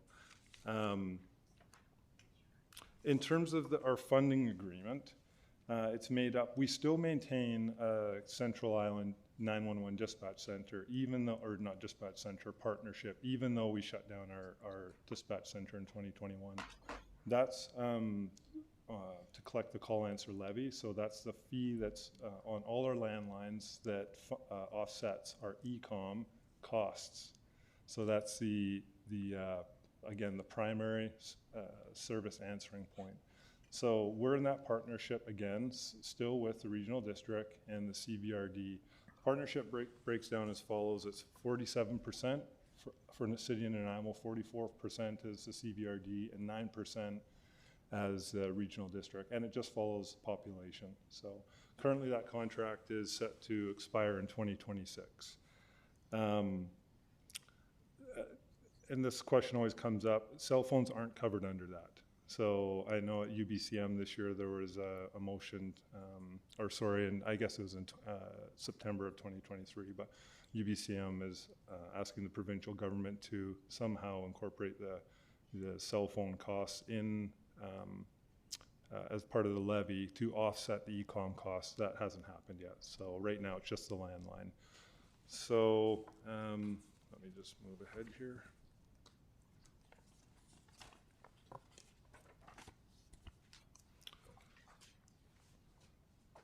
So the service agreement that ECOM is proposing to the partnership, Central Island 911, for the provision of primary service answering point services, is for 1 year. The reason for that is because of Next Gen 911, Next Generation 911. And I'll go back to that, but essentially Next Generation 911 is to create a more resilient, it's basically going from analog to digital. So it's basically to keep up with all our modern technologies. So it's to support text, video, and other multimedia applications, 911 calls. It's to be more resilient in terms of outages and to reduce vulnerability. And that is why, because the CRTC deadline is for 2025, they're just not prepared to. We usually sign a five-year agreement, and they are only willing to do to 2024 at this point because they want to understand the costs further in terms of implementation and technology. And also the province just provided ECOM with $90 million to offset their costs for Next Gen 911. So right now they're comfortable understanding the costs for 2024. Therefore, they'll extend our partnership a cost. I think the language in our next contract would be pretty boilerplate, close to, but we'll wait and see for that. So that's why we're only signing a 1-year agreement as opposed to a 5-year agreement. Since 2004, we've signed, I believe it's 4 agreements, and I think they've been all in the nature of around 5 years. So, yeah, and then in terms of the finance, the proposed contract from CI 911 for public answering services is for the amount of $459,841. The 2024 budget for provision of PSAP 911 service is $526,352, which includes related expenses and a small contingency in the event that Vancouver CPI exceeds 3% in 2024. Per the agreement, if the annual CPI for Vancouver exceeds 3%, the operating costs will be adjusted by the percent amount of the CPI above 3%. 911 call answer levies are anticipated to fund $400,000, with the remaining $126,352 funded by the stakeholders of the CI 911 partnership. The city's share of the shortfall is budgeted at $59,385. I think maybe I'll turn it over to council for questions. Thank you very much, Chief Doyle. Okay. Councillor Armstrong. Thank you. It was already very good. No question? Councillor Hemmons moved the recommended motion, seconded to Councillor Perino. We're going to let you off lightly tonight. All those in favor? Any opposed? Thank you, and thank you very much. Thank you. This is a complex history, and you related it well. Thank you. Thank you. The next is J, amendment of project under the revitalization tax exemption bylaw 7261-507 Milton Street. Mr. Holm again. Thank you, Your Worship. Pitch hitting for Mr. Corson tonight. This is a project that council will be familiar with, and a process that council will be familiar with. This is a mixed-use development on the corner of Milton and Albert Street, consisting of 25 residential units. It's been approved previously for acceptance under the city's revitalization tax exemption bylaw, which supports relief for a period of 10 years from municipal taxes, the municipal tax portion of taxation on capital improvements to multifamily residential projects of a value of over $500,000. So this project fits those criteria. The project is nearing completion at this point. It's highly visible on the corner of Milton and Albert if you wanted to take a look at it. It's nearing completion, but is not able to meet the occupancy deadline in the current agreement of December 31st. So in order to qualify under the agreement as currently approved, it would have to meet occupancy by December 31st, 2023.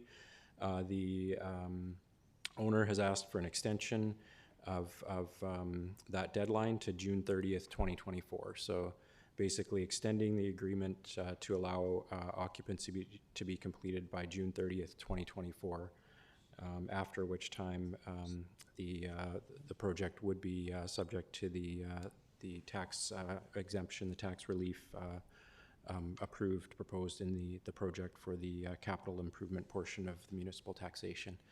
Happy to take any questions. Thanks. Thank you very much. Councillor Hemmons. Thank you, Your Worship. Through you to staff, how many extensions have we given this project in total? That's a, pardon me, through Your Worship to Councillor Hemmons, that's a good question. There were initially, so there's two different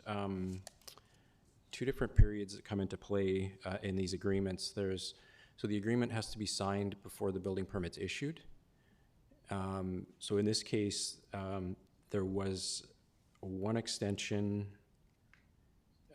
So the building permit was not issued in the time that it was originally proposed in the initial agreement.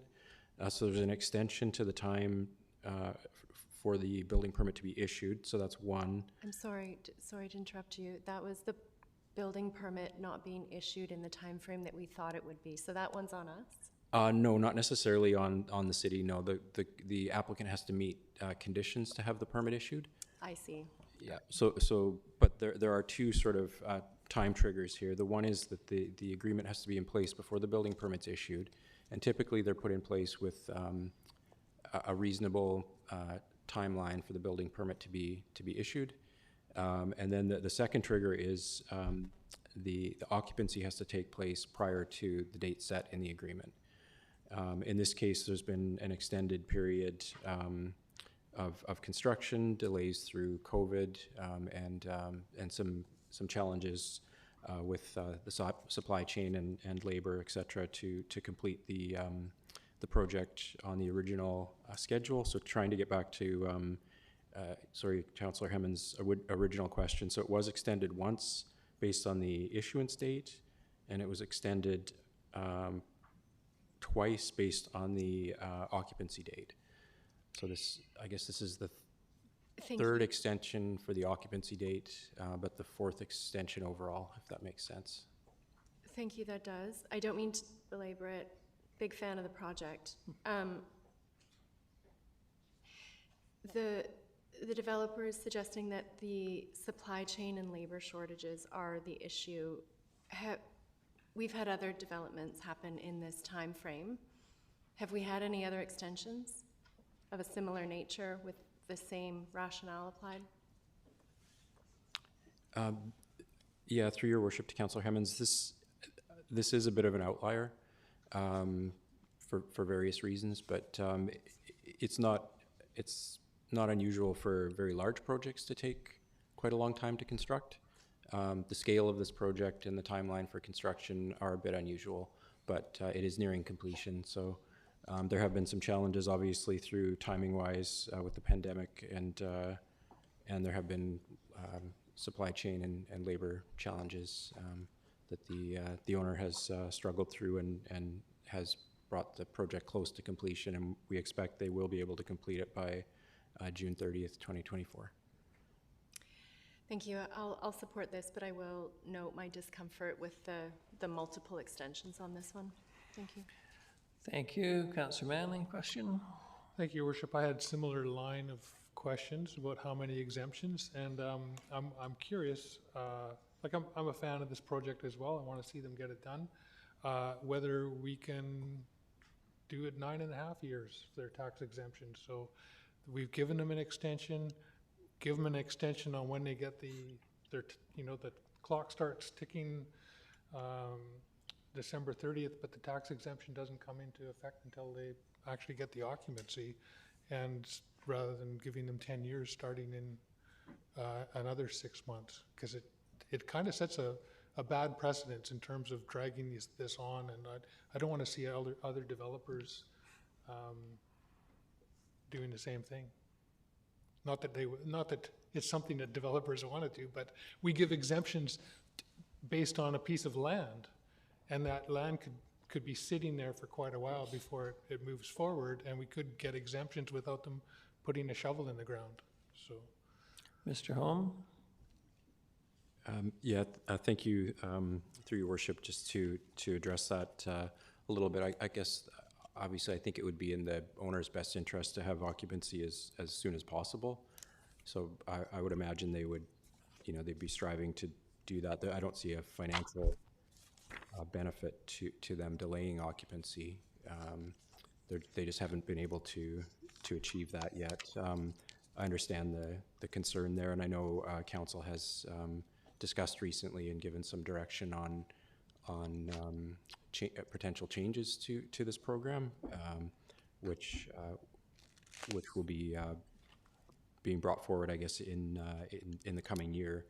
I can't speak to the timeline on that, but at this point, the term of the exemption is consistently 10 years, and we don't currently have a limit on the exemption, the number of exemptions that can be granted. So I guess just out of, I would just comment that out of fairness and consistency, this is the recommended extension would be consistent with other similar extensions provided.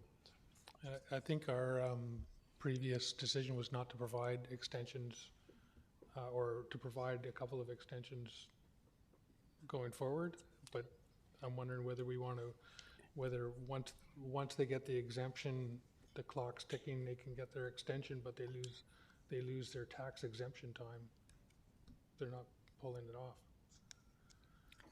I think, Councillor Manley, you must resort to the attachment A. The term of the tax exemption, provided the requirements of the agreement are met, it shall be for the taxation years 2024 to 2033, inclusive 10-year period.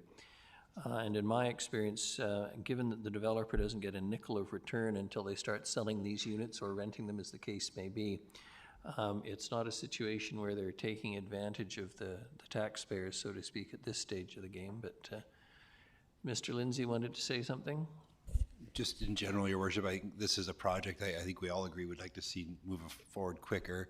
I would say I think staff have done extra efforts with this client because we recognize it's an area in town that we've literally been pleading for investment in, and we're really excited about a project like this coming forward. So I think there's many times over the last number of years where we probably could have expired the building permit and not given extensions to the development permit, but all those times we did in the hopes of finally moving this project forward. Like I said, in an area we're finally now seeing investments in our downtown, but I think at the time that this application came forward, we were really struggling to get more people moving into the downtown, and knowing this developer, I'm sure he's eager to move forward and get this completed as soon as possible.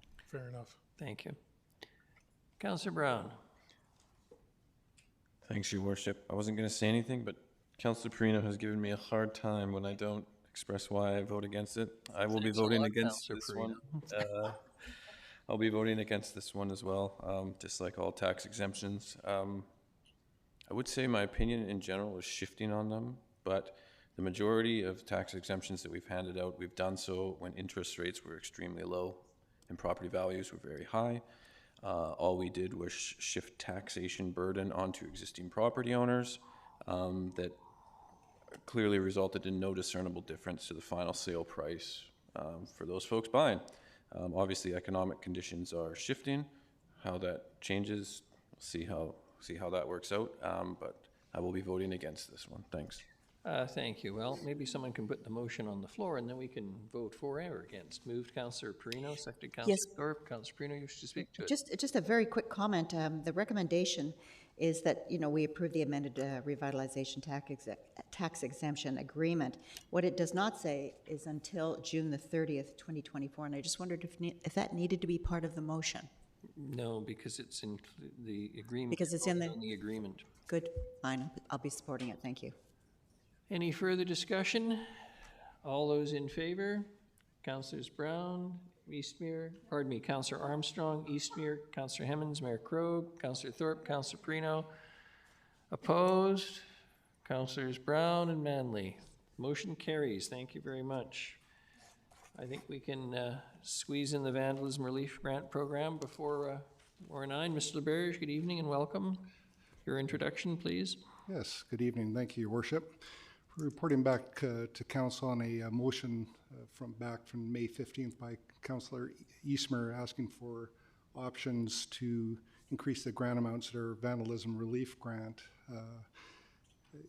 along the lines of 3 grants annually of a maximum of $2,500 to a maximum of $5,000 annually. I just want to inform Council, I know it's December and it's been quite a while.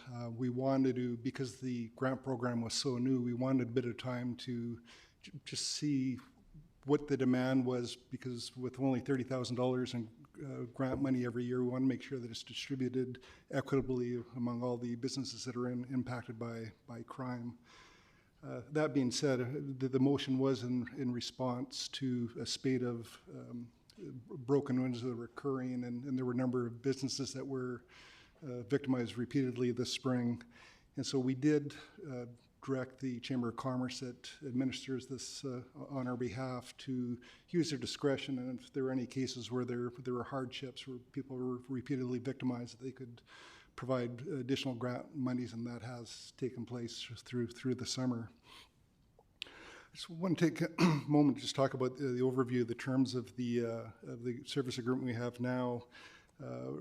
We currently permit 2 claims a year to a maximum of $1,000 for each claim, for a total of $2,000. The idea is that this isn't kind of a replacement for insurance, and it doesn't cover costs that were covered by insurance. And with that, we also provide the Chamber with a 15% administrative fee. That came from an evaluation of other grant programs around the province, using a couple of examples. Victoria, which provides a one-time grant of $1,000 for their vandalism relief, or Kamloops that provides 2 grants of $500. So in comparison, we're already providing about double the amount of other comparable communities.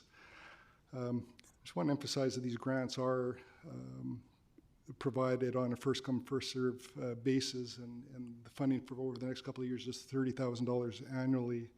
So we wanted to make sure that it was spread equitably among businesses that experience crime. I can inform Council that we've had 24 grants approved since the inception of the program last December. 24 grants have been provided to 20 different businesses for a total of $24,550 that have been dispersed. Speaking to the Chamber, I understand that about half of those applications are for the full $1,000 amount. The remainder are for lesser amounts. And additionally, we've provided $2,400 to a contractor to provide proactive graffiti removal services downtown. wasn't part of the motion, but I know in some of the previous council discussions, there was a question of whether these types of programs should be expanded citywide. So we did ask the RCMP if they could provide us some information on how many business break-in and vandalism events occur in the downtown core versus the rest of the city. And their analysts provided us with some data that went from January of 2022 to April of this year, so a 16-month period. In that period, there were a total of 395 business break-ins and vandalism events. 131 of those occurred downtown, and the remaining 264 occurred outside of the downtown core. Of those, about 25 of them occurred within 1 kilometer of the downtown area. So approximately 1/3 of all the break-ins that occur to businesses in the city actually occur outside of the downtown core. Just something for your consideration.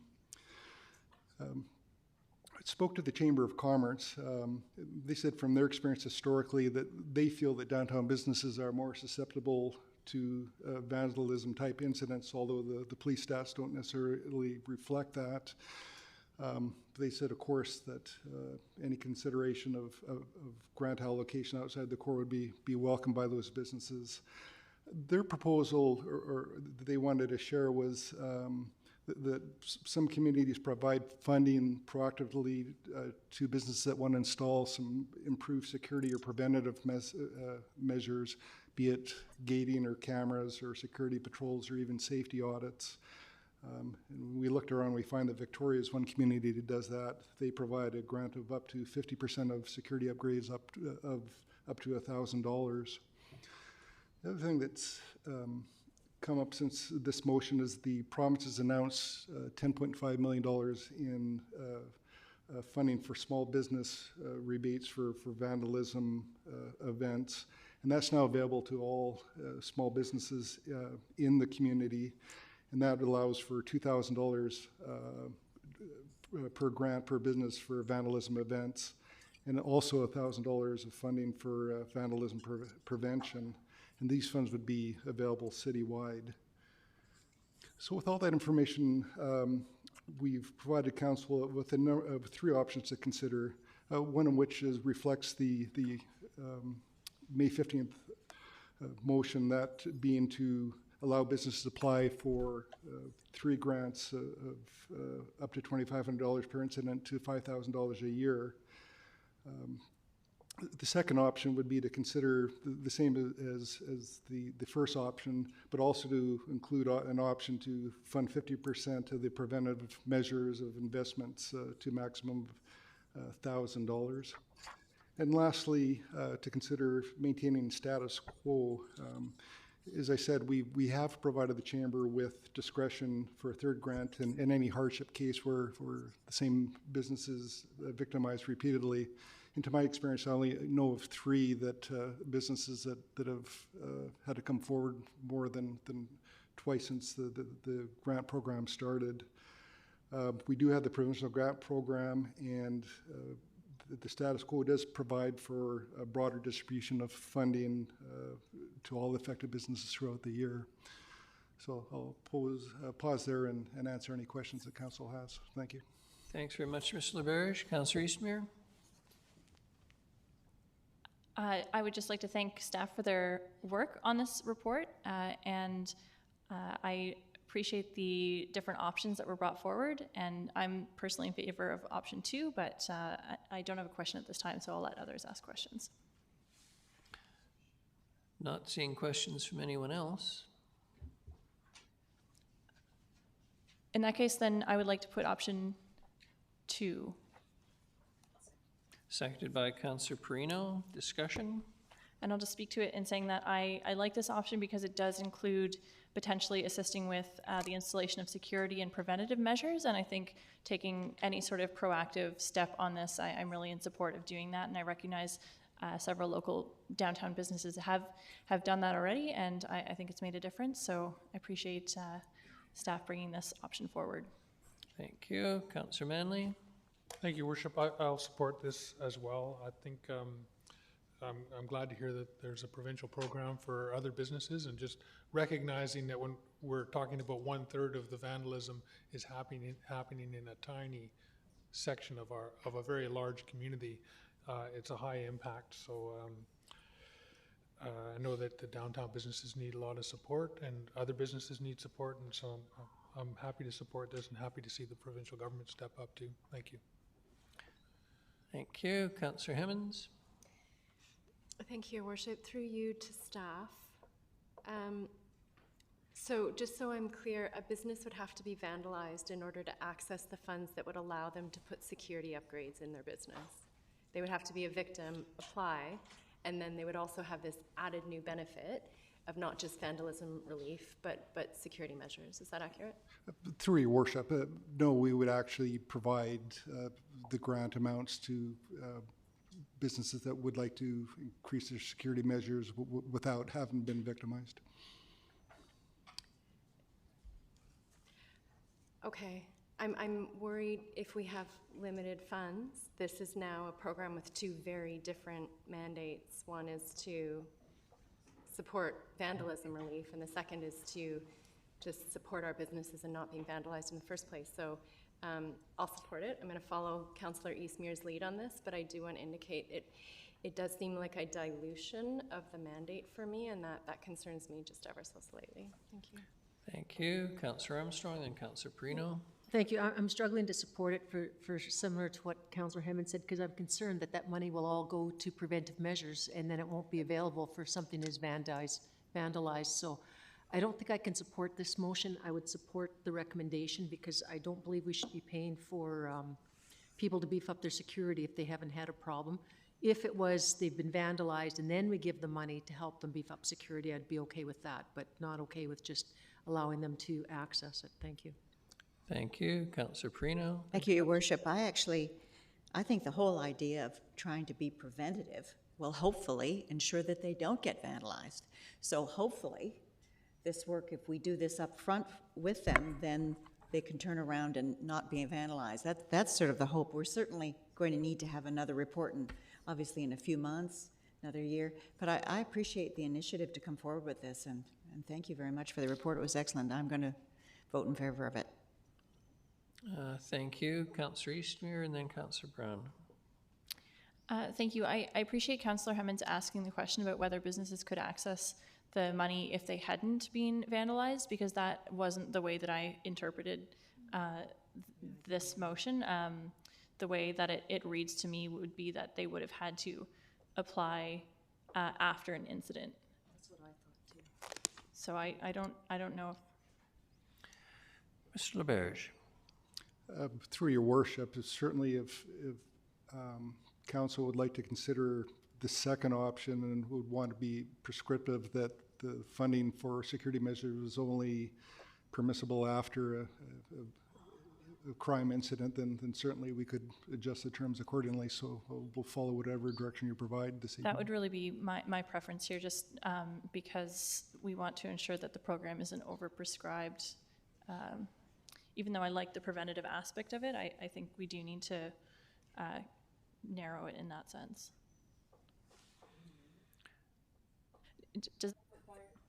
Sorry.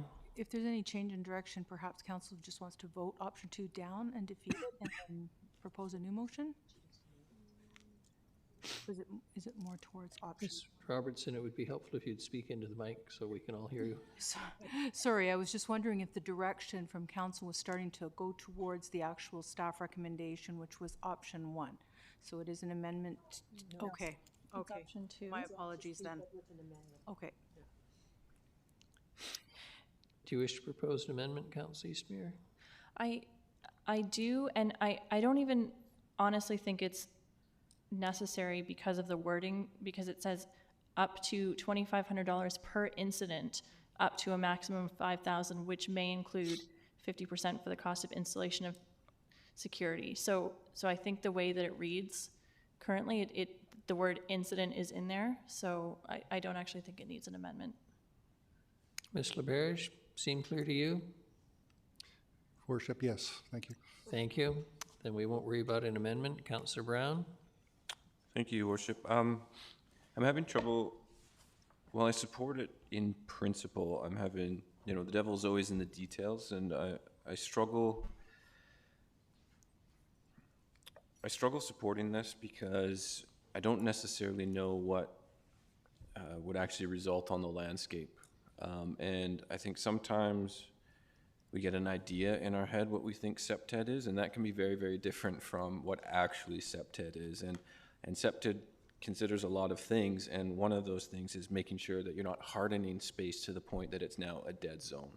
And that, you know, from a urban design perspective, that dead zone now actually, you know, I think despite best intentions around the, you know, and there was somebody in these chambers that said it was SEPTED design that ultimately closed off a street behind the SARC building, and that space only got worse. And I think that was just a good intentioned thing that resulted in, you know, essentially a secondary tent city. So I think that's an extreme example, but what I'm trying to point to is here when it's very vague and we're saying SEPTED and, you know, but we're seeing security gating and things like that, that might result in a counterintuitive approach to actually making the space safer. So without knowing those details and what some sort of that prescriptive contract might look like with the chamber, I'm hesitant to support this here now. I would rather see it be referred, if that's the will of council, referred back to staff and having those details maybe spelt out a little more. But as it stands now, I won't be supporting the motion. Thanks. Thank you. In order, Councilors Gesselbrock, Eastbury, and Hemmons again. I'm supportive of the intent of the motion. You know, just hearing Councillor Brown speak, potentially a bit more, some parameters around what those preventative measures could be. You know, I could see somebody getting vandalized and then, you know, using $1,000 of that $5,000 they get from the city to put some security cameras up or whatnot. But there could also be a whole other raft of great ideas, some not so great, that get put into place. And so maybe that's already accounted for in how this gets rolled up. I'm curious, this question to staff, is that accounted for, the parameters around what the preventative measures would entail, or is that something that would need to be worked out? Would it require a referral to staff to work that out? Because I'd be happy to support a referral if that's that added time's needed.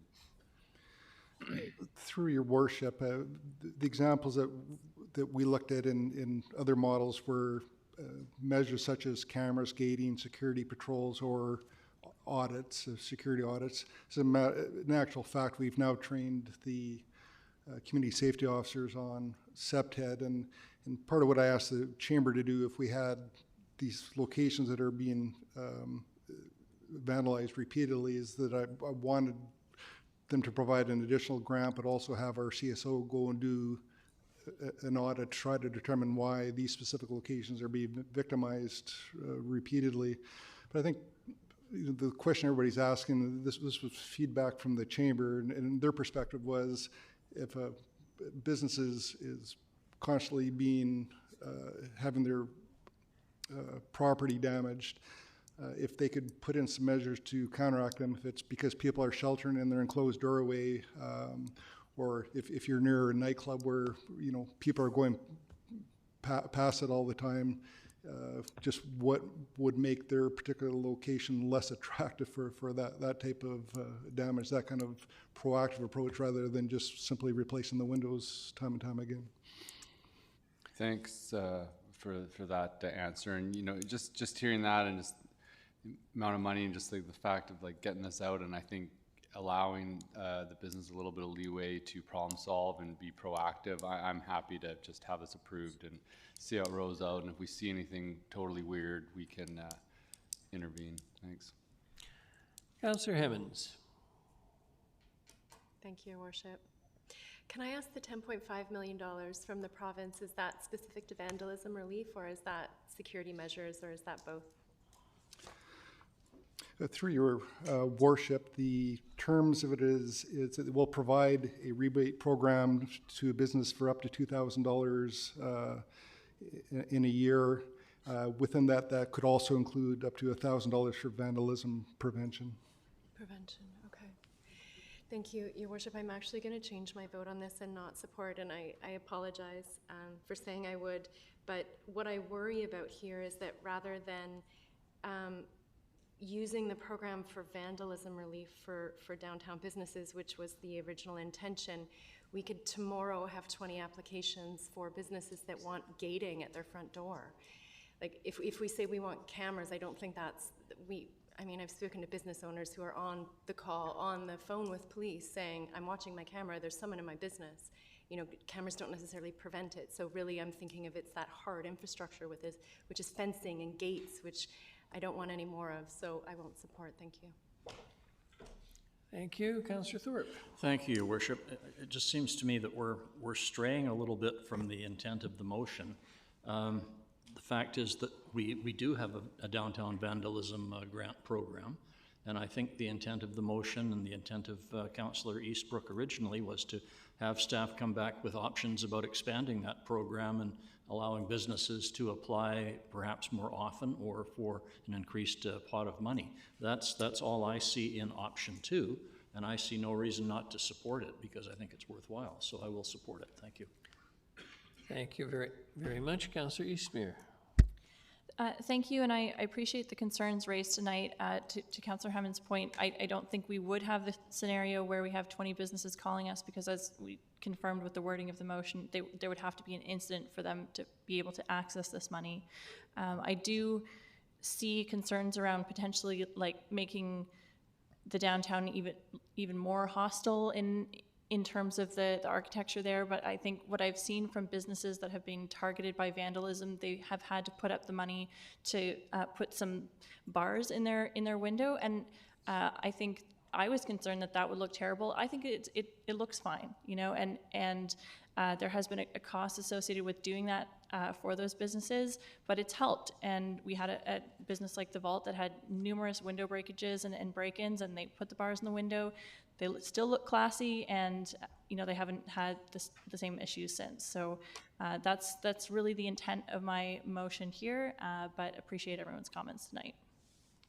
Thank you. Motion's on the floor. All those in favor?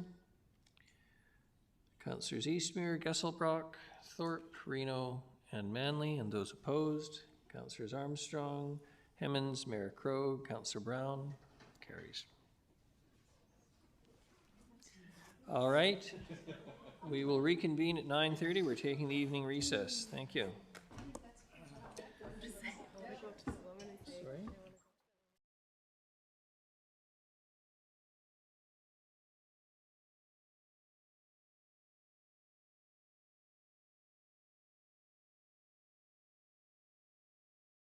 Funding in your report at the start, so I don't think there's any need to repeat it.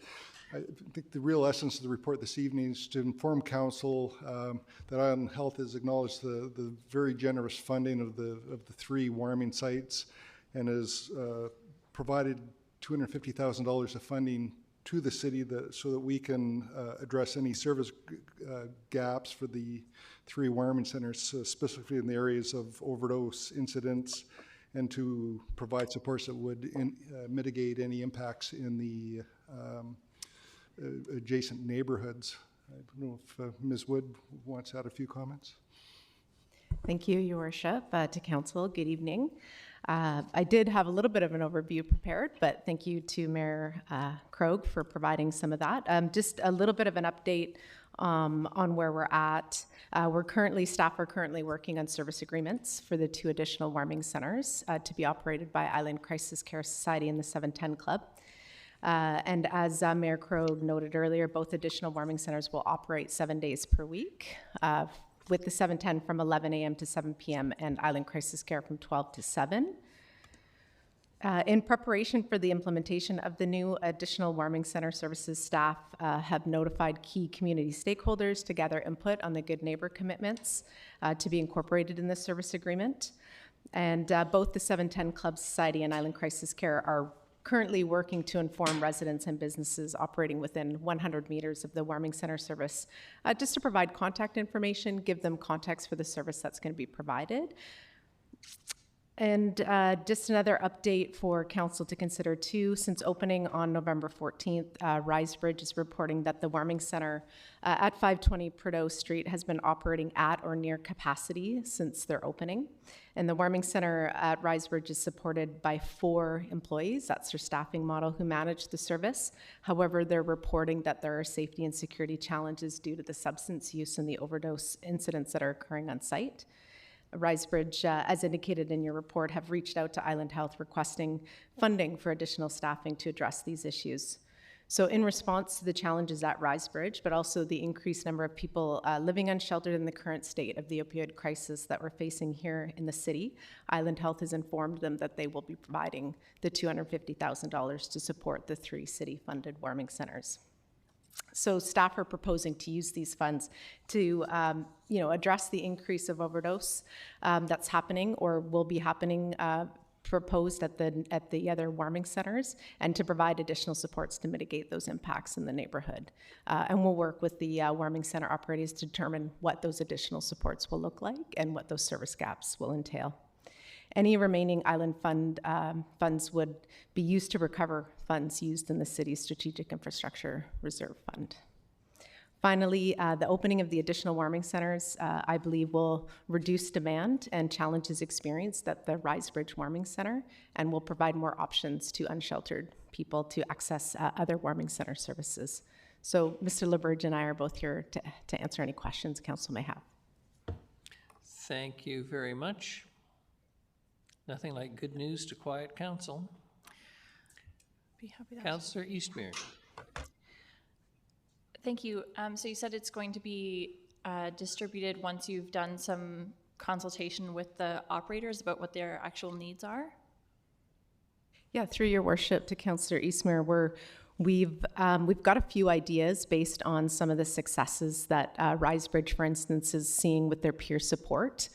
So we're looking to possibly work with the CAT or other agencies that are providing peer support teams to see if they might be able to support the additional warming centers, but also seeing, if there's any other options to support, or reduce the impact. We really would like to use the assets that we have with the city through our community safety officers to provide some of that mitigation as well. Okay, I am pleased to hear about the possibility of paying for more peer support, because I think that is going to be really beneficial. I know that there was an ask to potentially extend hours at the Risebridge Warming Center to make it so that their patrons aren't all leaving at 4 o'clock, which is sort of a busy time in the neighborhood with people getting home from work and school, that kind of thing. So I would like to see that explored as a possible option, and to support the additional staffing that would be required for that. And I have to say, I'm a little bit disappointed that Island Health is just deciding to cut a check on this and say, figure it out. Like, I think what we really need from them is their personnel and the health expertise that they would bring to this. So, yeah, I really think we were asking, and what I was hearing from the warming centers was that they need the health support and the trained personnel, because they have people who have wounds and dealing with issues that are not going to be addressed by the presence of more security and more community safety officers. As great as they may be at their jobs, it's not a proactive solution on this.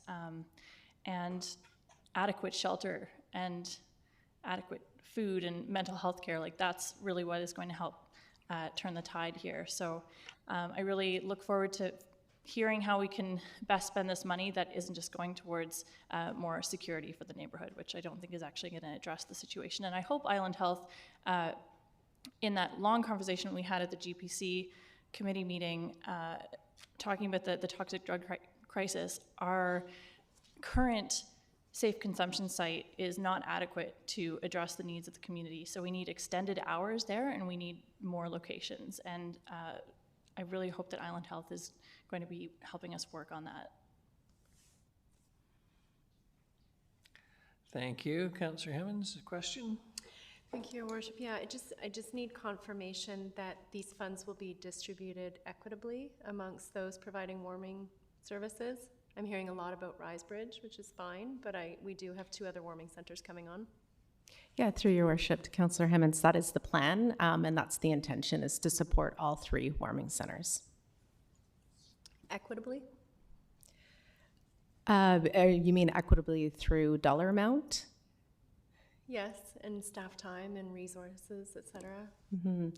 Through your worship to Councillor Hemmons, I don't think we've gotten that far down into the negotiations around what that looks like. I know in my conversations with the 3 different operators, they may identify different needs, and so we're not really sure what that input would look like. Okay, I'm going to watch this one closely. Thank you. Thank you very much. No further questions. Much appreciated, both of you. The next is item M, 2024-2028 Financial Plan Bylaw. Ms. Mercer, please. Thank you, Your Worship. So the draft financial plan that was presented to Council or the committee at the budget sessions held at the end of November and the beginning of December has been updated to include the changes that Council approved at those sessions. So the projected property tax increase is for 2024 is 1% for a general asset management reserve contribution and 7% for a general property tax increase, for a total of 8% increase for 2024. The projected user fee increases are 6% for water, 4% for sewer, and 3.2% for sanitation. So that means that the projected impact on a typical home in Nanaimo valued at $808,873 is $213 for municipal taxes and a total of $254 for taxes and all user fees. Over the coming months, the finance staff will work on updating the financial plan with changes to estimates and any additional direction from Council. So as you know, the final financial plan must be adopted before May 15th. So finance staff will be back in April to present the updated budget so it can be adopted before the deadline. So I'll be happy to answer any questions that you have. Thank you very much. Councillor Perino. Thank you, Worship. Quick question through you to Ms. Mercer. So the final date for determining the actual tax increase will be closer to the May 15th? Through your worship to Council Perino, we will come back sometime in April. Okay. And likely, hopefully we would have it adopted at the beginning of May. Okay. Okay, good. Thank you. Thank you. Councillor Eastmere? Sorry, can you, thank you. Motion that Financial Plan Bylaw 2023 number 7371 to confirm and adopt the 2024 to 2028 financial plan pass first reading. Seconded, Councillor Hemmons. All those in favor? Any opposed? None. Motion carries. Councillor Eastmere. Motion that Financial Plan Bylaw 2023 number 7371 pass second reading. Seconded, Councillor Thorpe. Any discussion? All those in favor? Any opposed? None. Motion carries. Motion that Financial Plan Bylaw 2023 number 7371 pass third reading. Seconded, Councillor Hemmons. All those in favor? Any opposed? None. Motion carries. The next is 12N, Internal Borrowing Resolution. Ms. Mercer. Thank you, Your Worship. So in the 2024 to 2028 financial plan, there is a budget line item to fund the sanitary sewer DCC project for the Hammond Bay and Turner Road area in 2024. So as the sanitary sewer DCC reserve fund does not have sufficient funds for this project, we are borrowing from the drainage DCC reserve fund, which does have excess money in it. So this borrowing will be repaid by sewer operations over 20 years at 2%. So best practice requires that an internal borrowing resolution be adopted for the additional funding. So staff are here looking for the official authorization from Council. Thank you very much. Any questions? If not, someone here to make the recommended motion. Moved, Councillor Thorpe. Seconded, Councillor Eastmere. All those in favor? Any opposed? None. Motion carries. We're on to O, Federation of Canadian Municipalities. Resolutions. Ms. Robertson, please. Thank you. At the November 20th council meeting, staff did advise council the upcoming deadline for the resolutions to submit to FCM, and the deadline is January 8th. Councillor Manley put forward a resolution for council's consideration, which is outlined in the agenda package. And should council support the motion, it's recommended that council pass a motion endorsing the resolution and directing staff to forward the resolution to FCM for consideration at the 2024 FCM annual conference. Councillor Manley. Thank you, Your Worship. I'd actually like to amend this resolution, and I just want to ditch the third and whereas, or the third whereas, and I want to ditch the second, therefore be it resolved, because this is, okay, thank you, sir. The reason why I want to do this is because it's going to the FCM, and both of these things are regionally focused, and that's not the FCM's purview. The intent of the motion is that any municipality across Canada that wants to protect biodiversity within their boundaries would have funding that they could apply to. And we know that we have areas here in our community where species at risk have been identified. I'm sure this is the case right across the country. It's very expensive for municipalities to be able to protect species at risk or endangered ecosystems within their boundaries because of the cost of land. And so I just want to make this relevant to municipalities across the country. And the motion's been seconded as most recently proposed by Councillor Manley. All those in favor? Any opposed? None. Motion carries. Thank you very much. We're on to bylaws. 13A, Sewer Regulation in Charge Amendment Bylaw 2023, number 2496.37. Councillor Eastmere. You have to.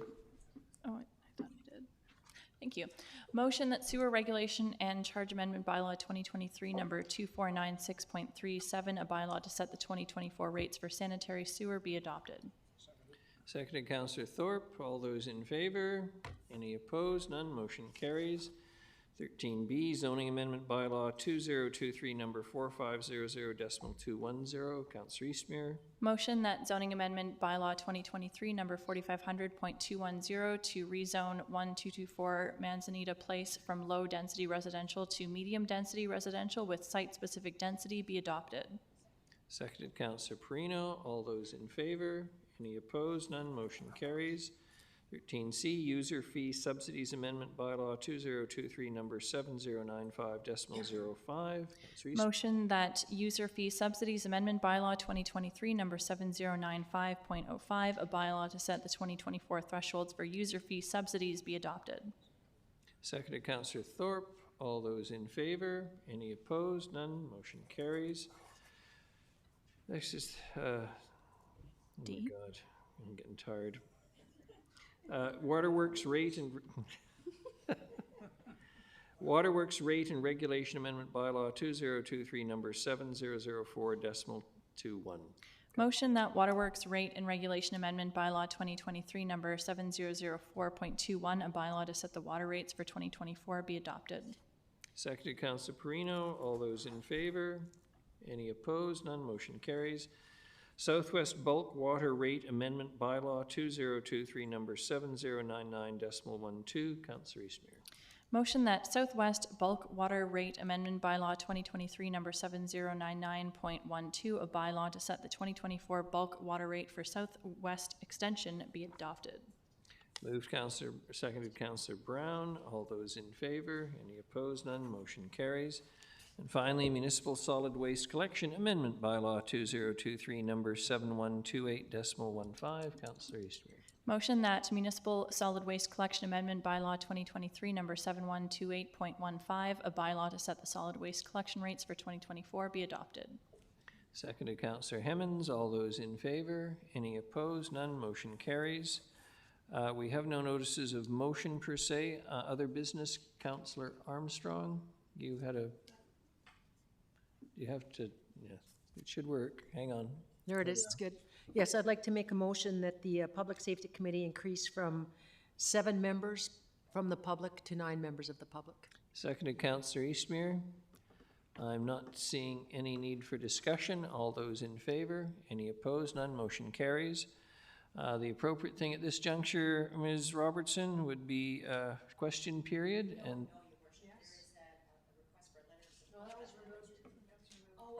Sorry. Question period. Thank you. We have Tony Gibson, 5-acre farm. We have Kathy Lavelle, 5-acre farm.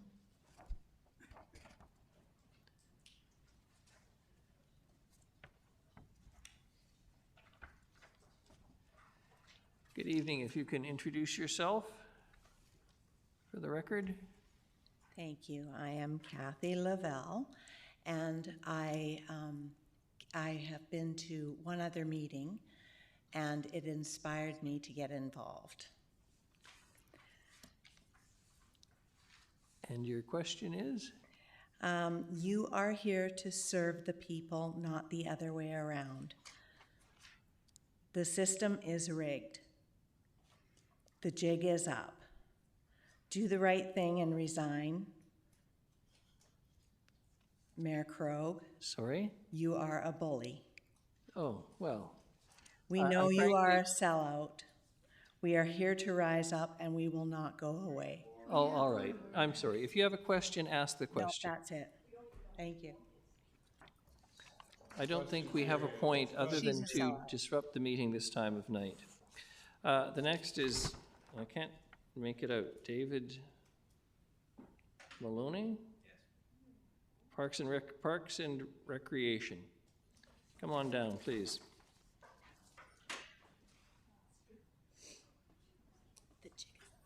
My question is, hi, my name's Dave Maloney. I live at 1055 Chelsea Crescent. My question's mostly to do with the whole meeting tonight. I've been sitting here patiently. It's all about community involvement, it's been a long day for me too. The type of community we're in. As you very well know, I live right beside the pickleball courts at Beaufort Park. Thank you very much, as you graciously voted to close them in the budget meeting of a couple of weeks ago. What I would like to ask is that they be closed immediately. It's my understanding that the mayor and council voted unanimously that they would be closed, appropriated some money to move them to another location. I believe Bevan Park is what I suggested in my letter at the end of February of last year. My family, my neighbors, everybody in our neighborhood, it's enough already, eh? It's enough. It is all day long. We didn't even have restrictions on time until March of this year. Until June of this year, we do not get a single hour of daylight without the constant and chronic noise. This in a city that has a bylaw on the placement of heat pumps so they don't disturb their neighbors, right? There was a study conducted by an acoustic firm in Victoria last year. That study's been implemented by Pickleball BC. The report was released at the end of September. I'm not going to name anybody's names. You all know the people involved. You all know who I'm talking about. And if you want, anyway, I would like for them to be closed. It is the only sports facility in Nanaimo that does not close on statutory holidays. Since the end of the pandemic, it is open 7 days a week, all day long. Until March of this year, it was open from 6 a.m. till 11 p.m. And people took absolute advantage of that. The courts themselves, there's 6 of them. They're about 9 meters from my property line. It is all day. At this time of year, the way it stands right now, we get 1 hour of daylight on Wednesday and 1 hour of daylight on Sunday that is noise-free. Christmas is coming for everybody. It's a 4-day weekend, right? All other facilities, as far as I know, in Parks and Rec, all other sports facilities are closed on statutory holidays. Not pickleball. Believe it or not, people play on Christmas Day. They have for the last few years. They play on Boxing Day. They play on New Year's Day. They play all through Easter. Easter is actually the most problematic because it's a 4-day weekend for everybody, but it also coincides with the coming of the nice weather. This year, it's going to be the first week of April.